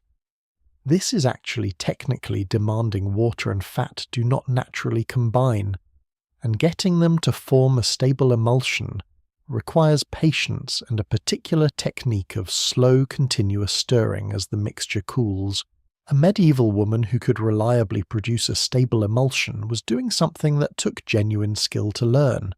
She was, in modern terminology, making a cream, an oil-in-water emulsion stabilized by the wax. The chemistry is exactly the same as the chemistry behind a modern moisturizer. The equipment was different. The principle was identical. To the basic cream, various additions could be made depending on the intended purpose. Ground lily root for whitening, violet oil for fragrance and soothing effect, a small amount of camphor for cooling sensation and as a preservative. almond oil in place of some of the animal fat for a finer, more expensive preparation. The finished cream was decanted into small ceramic or metal pots, some of them quite beautiful with fitted lids to keep the preparation clean and prevent it drying out. Archaeological excavations across Europe have found these containers in considerable numbers. Small glazed pots with traces of waxy residue inside. Personal grooming kits with compartments for multiple preparations. The physical evidence of a beauty culture that was real material practiced and carefully maintained. The apothecary was the other major source of beauty preparations for women who could afford to buy rather than make. And the medieval apothecary is a figure who deserves more attention than history usually gives him, or occasionally her. The apothecary was not simply a druggist in the modern sense. He was simultaneously a pharmacist, a cosmetic chemist, a spice merchant, a supplier of dyestuffs and a maker of preparations that range from genuine medicine to outright beauty products. His shop was an extraordinary space, lined with ceramic jars and glass vessels and wooden drawers, each labelled in abbreviated Latin with its contents. Dried herbs hanging from the ceiling, resins and gums in sealed containers because they absorbed moisture from the air. Imported spices, pepper, clove, cinnamon, ginger, kept separately from the medicinal herbs, but available for preparations that required them. Minerals and metallic compounds, alum, white, lead, vermilion, orpiment, stored carefully because they were expensive and some of them were dangerous. The smell of an apothecary shop would have been extraordinary. Something between a herbalist and a chemistry laboratory and a spice market. A smell that announced before you even opened the door that this was a place where things were transformed, where raw materials became something else. The relationship between the apothecary and his female customers was in many ways the most interesting commercial relationship in medieval Europe, because the apothecary sold things that the church said women should not use, and he sold them to women anyway, openly, continuously, without, as far as the records indicate, any particular crisis of conscience about it. This was business. The preparation was sold. What the customer did with it, the sin or not sin of its application, was between the customer and her confessor. The apothecary's accounts from 14th and 15th century Italian and French cities show when they survive a steady trade in the materials of cosmetics. White lead preparations, safflower pigments, rosewater and violet water, beeswax in quantities that suggest cosmetic rather than purely candle-making use. He was not a peripheral figure in this story. He was central to it.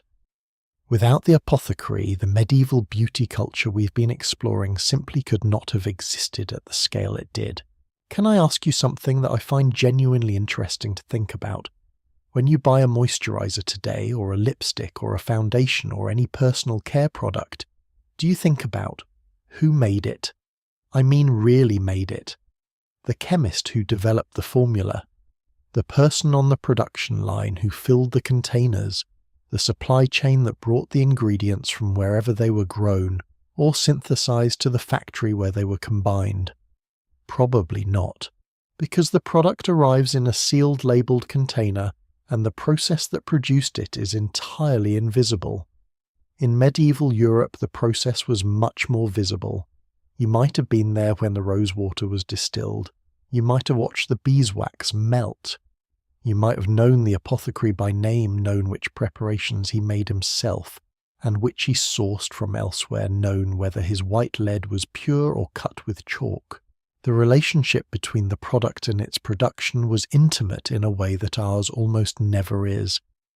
And I wonder sometimes whether that intimacy, that visibility of the process, created a different kind of relationship with the thing being made.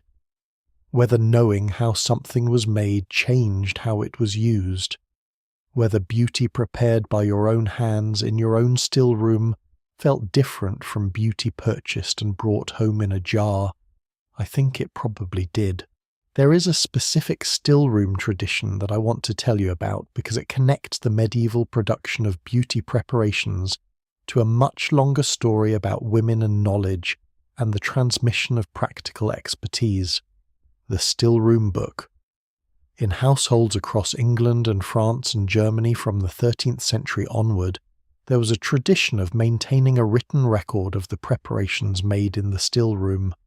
Recipes for distilled waters, formulas for ointments and creams, instructions for the preparation of specific pigments, notes on which ingredients had worked well and which had been disappointing, adjustments made over time in different hands as the book passed from one generation of household women to the next.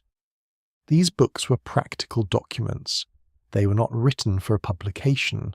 They were not intended as philosophical statements. They were written by women for women as a record of knowledge that was worth preserving because it was genuinely useful. And they survived. Not always. Not in the numbers we might wish. But enough of them survived that historians can read them today and find in their careful handwriting and their accumulated annotations something genuinely moving. A woman writing down what she knew, trusting that someone who came after her would need it. The same impulse we found in the Trotula 700 years earlier, the same instinct this is worth keeping. The class dimension of medieval beauty production is something I want to address directly, because it complicates any simple picture of who this culture was for. We tend to think of medieval beauty culture as exclusively aristocratic, and the most elaborate preparations, the imported ambergris, the Venetian ceruse, the fine distilled rose water made in a proper still room with proper equipment, those were indeed expensive and inaccessible to most people, but the simplest preparations were not. A woman with access to a garden and a fire could make a basic herb-infused preparation with almost no cost. Strawberry juice was free in strawberry season. A lemon could be bought cheaply at market. Salt for tooth cleaning was available everywhere. The botanical preparations that form the foundation of medieval skincare, the rinses and the simple creams and the fragrant waters, were within reach of women who were comfortable but not wealthy, and the knowledge of how to make them circulated in ways that were not strictly class-bounded. The stillroom book passed between women of the same household, regardless of their precise status within it. Recipes moved through communities of women, shared between neighbours, adapted, modified, passed along. The knowledge was not locked up in the noble stillroom. It moved, as practical knowledge always does. I want to end this chapter with something that I think brings the whole picture together in a way nothing else quite manages. Among the many medieval household records and inventories that survive the lists of goods, the accounts of purchases, the descriptions of rooms and their contents, there is one type of document that I find particularly affecting: the personal inventory. The list of possessions compiled usually by a notary at the time of a person's death. These documents exist in the tens of thousands across medieval Europe, and they include among the furniture and the livestock and the clothing and the jewellery the personal grooming items, the combs, the mirrors, the tweezers which we have met before, the small ceramic pots with their fitted lids, the stillroom equipment, the small alembic, the distillation vessels, the storage jars. When a medieval woman's possessions were listed at her death, her beauty tools were included. They were counted. They were valued. They were recorded with the same care as the items that would be passed on to her heirs, because they were valuable.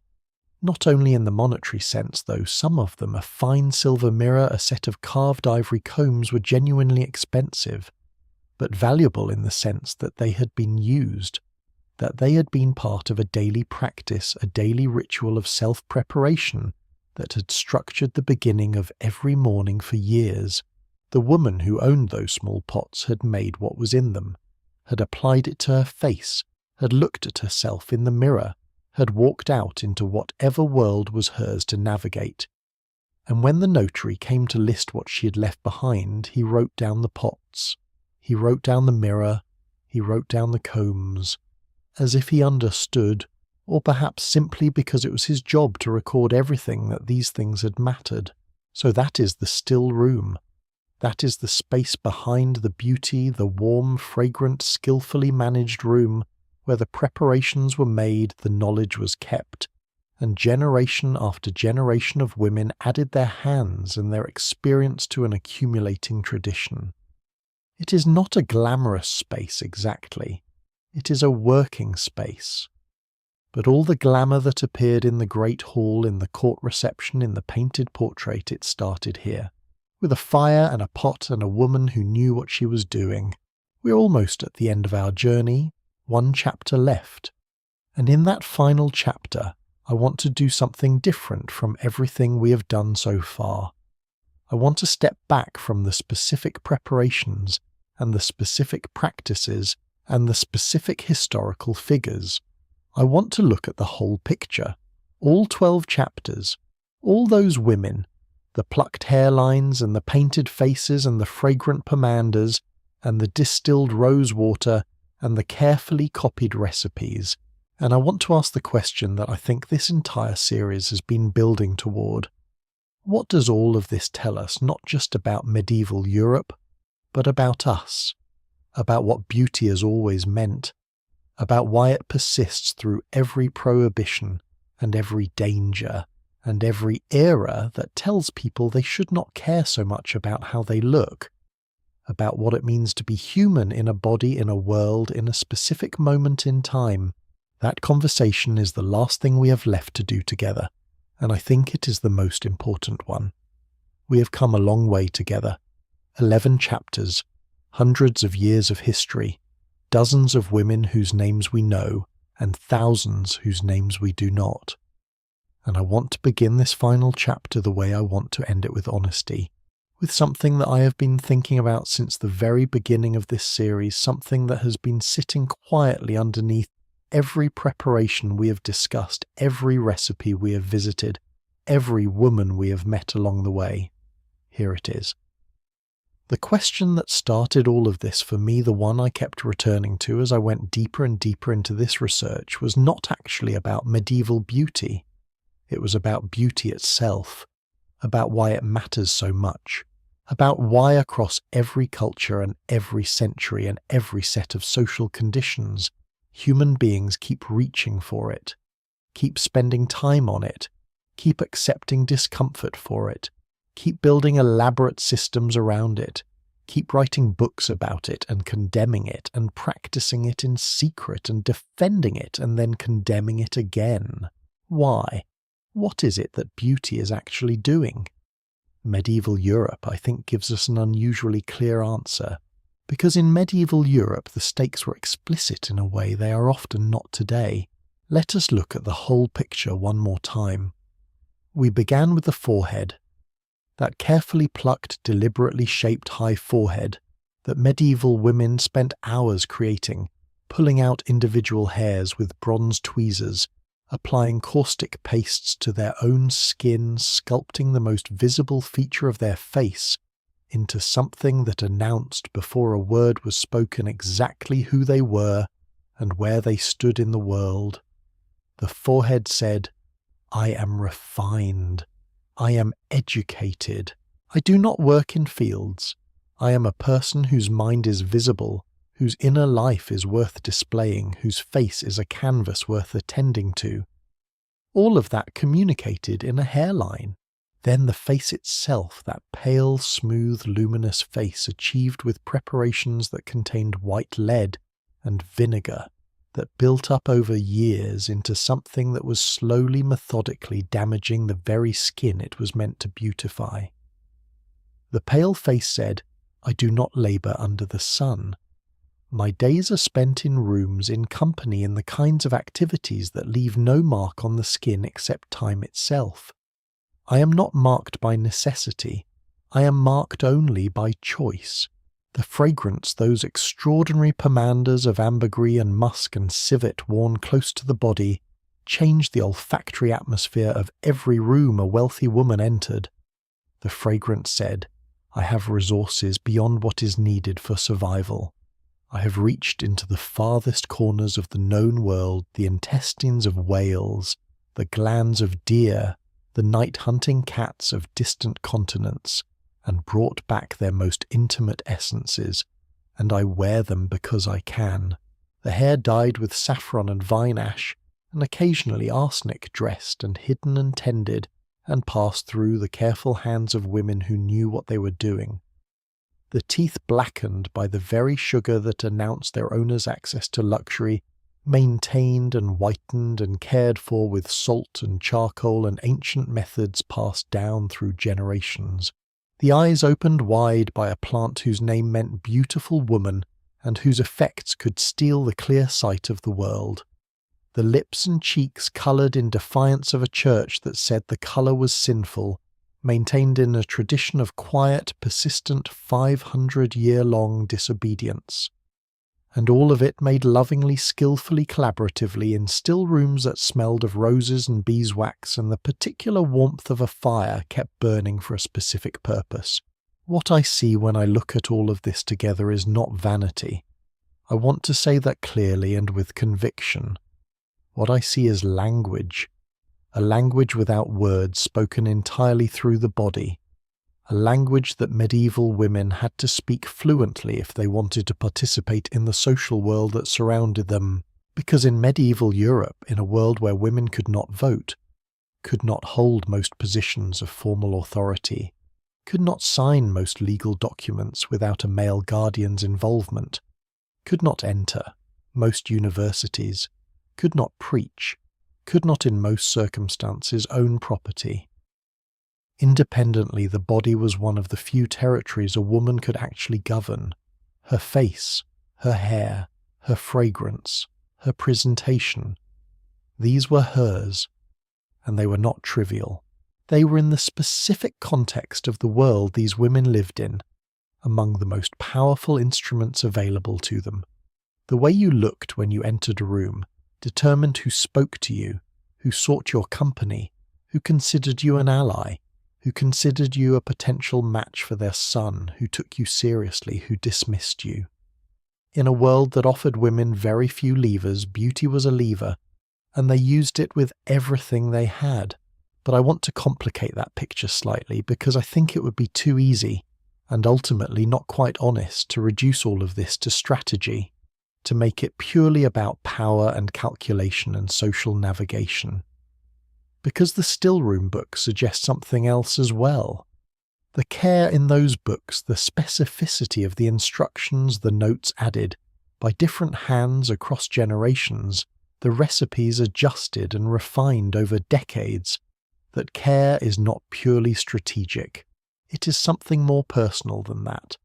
It is the care of someone who finds the work itself meaningful, who takes pleasure in the process, who is in some quiet and genuine way an artist. The woman in her still room distilling rose water and melting beeswax and testing the consistency of a new preparation against the skin of her inner wrist, she was not simply executing a social strategy. She was doing something that she cared about, something that engaged her skill and her knowledge and her aesthetic judgment, something that was in a world that offered her limited opportunities for creative expression, genuinely creative. And I think that matters. I think it is part of the answer to the question I've been carrying through this entire series. Why does beauty matter so much? Partly because it is language, partly because it is power, but also, and perhaps most fundamentally, because it is one of the ways human beings make meaning out of the raw material of existence. One of the ways we say I was here. I brought intention to this. I did not simply inhabit my body, I tended it, shaped it, ornamented it, offered it to the world as something considered. I want to tell you about a woman I've been thinking about throughout this entire project. She does not have a name in the historical record. She is not famous. She did not write a text or rule a kingdom or commission a painting. She is simply a presence I have constructed from a dozen different sources, an amalgam of what the records tell us about ordinary women of the medieval middling class somewhere in northern France, sometime in the 14th century. She wakes before the household is fully stirring.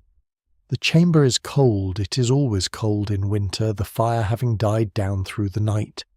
She wraps herself in something warm and goes to the small table where her preparations are kept.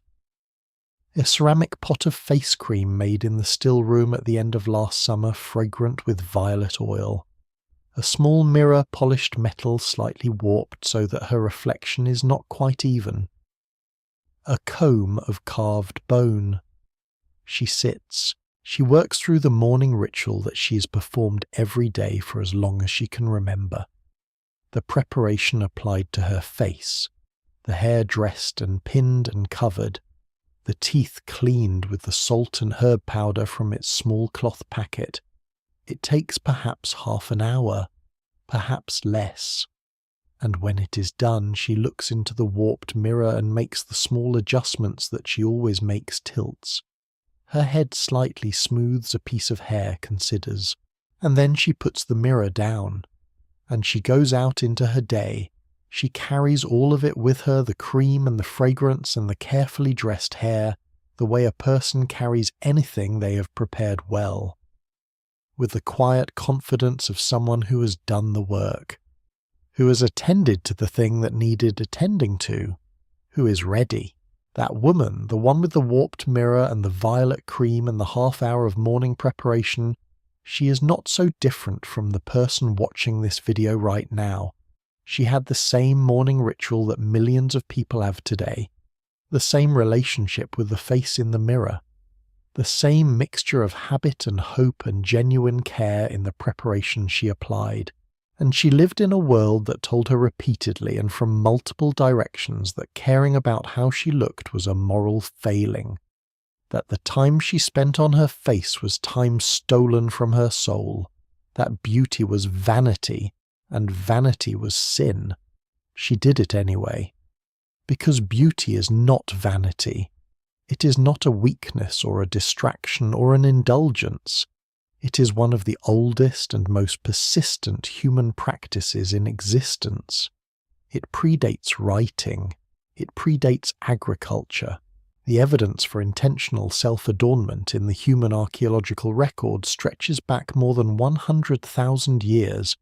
Ochre pigments shaped shells used as ornament evidence of deliberate body decoration from before recorded history began.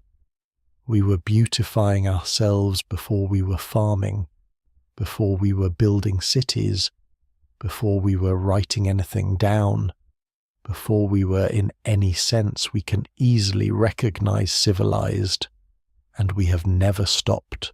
What has changed, what medieval Europe changed in its particular and fascinating way, is not the impulse. The impulse is constant. What changed is the meaning assigned to it, the specific standards demanded, the specific substances used, the specific social stakes attached to meeting or failing to meet the standard. Those things are historically specific. They belong to their time and their place, and they tell us, if we are willing to look carefully enough, exactly what a society valued and feared. The high forehead told us that medieval Europe valued visible refinement and feared the look of labour. The pale face told us it valued leisure and feared the mark of necessity. The fragrant pomander told us it valued the rich complexity of the natural world and feared the smell of its own reality. The still room, with its careful books and its accumulated knowledge, told us it valued practical expertise and the particular intelligence of women who had cultivated it over generations. Even the Church's condemnations told us something, that the impulse toward beauty was powerful enough to require 500 years of sustained institutional opposition. That is not nothing. That is a testament to how deeply this runs. I want to leave you with one final thought before we close this chapter together. Throughout this series, we have talked about beauty practices that seem strange to us now. Lead paint on the face, poison drops in the eye, arsenic on the hair, and I have tried throughout to resist the easy reaction, the slightly superior feeling of looking back at these practices from the safety of the present, and thinking, how could they? Because I think that reaction, while understandable, misses the most important thing. The most important thing is not that they did strange things in the name of beauty. The most important thing is that they did them for the same reasons we do what we do. For belonging, for visibility, for the desire to be seen as capable and refined and put together and worthy of serious consideration, for the simple human pleasure of taking something rough and making it smooth, of taking something plain and making it beautiful, of walking into a room and knowing that you have prepared, that you have done the work, that you're in whatever way your particular world defines it ready. The cerus is gone, the belladonna is gone, the quicklime and the arsenic and the whale stomach perfume and the mouse skin eyebrows all gone. But the woman at the mirror is still there. She has always been there. She's there this morning in your home, in mine, still tending the same ancient, complicated, entirely human relationship between herself and her face.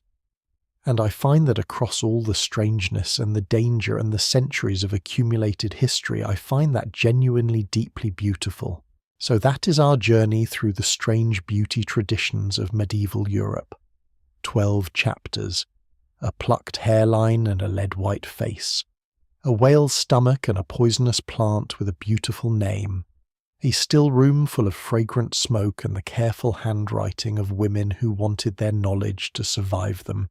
And a woman with a warped mirror and half an hour in the morning cold preparing herself for whatever the day required. Thank you, genuinely. If you have stayed with me through all 12 parts of this series, through the Trotula and the ceruse and Savonarola's bonfire and the urine tooth rinse, which I know was a lot, thank you for trusting me with your time. It means more than I can properly say. Beauty history is something I care about deeply, not because it is glamorous. It is often very much not glamorous, but because it is honest. It tells you who people really were, not the official version, not the version written by the powerful for the powerful, but the private version, the version that existed in still rooms and morning mirrors, and the careful, loving, persistent attention that ordinary people paid to their ordinary, extraordinary lives. That is the history I want to keep telling, and there is so much more of it. The Renaissance is waiting with its own extraordinary and alarming beauty culture. The 18th century has things to show us that will make the medieval period look positively sensible. And there are whole corners of this story, the beauty traditions of medieval women outside of Europe, the trade routes that connected cosmetic cultures across continents, the men whose beauty practices we have barely touched that deserve their own full exploration. So if this series has given you something, a moment of genuine surprise, a thought you did not have before, the particular pleasure of learning something that felt worth knowing, then please stay close. Leave a comment if something we discussed tonight genuinely moved you or surprised you, or made you see something familiar in a new light. I read every single one. And if you know someone who would find this kind of history interesting, someone who has always been curious about where the things we do every day actually come from, share this with them. Because the best thing about this kind of history is that it is better when more people are in the room. Sleep well tonight. You have earned it, and we'll go somewhere wonderful next time.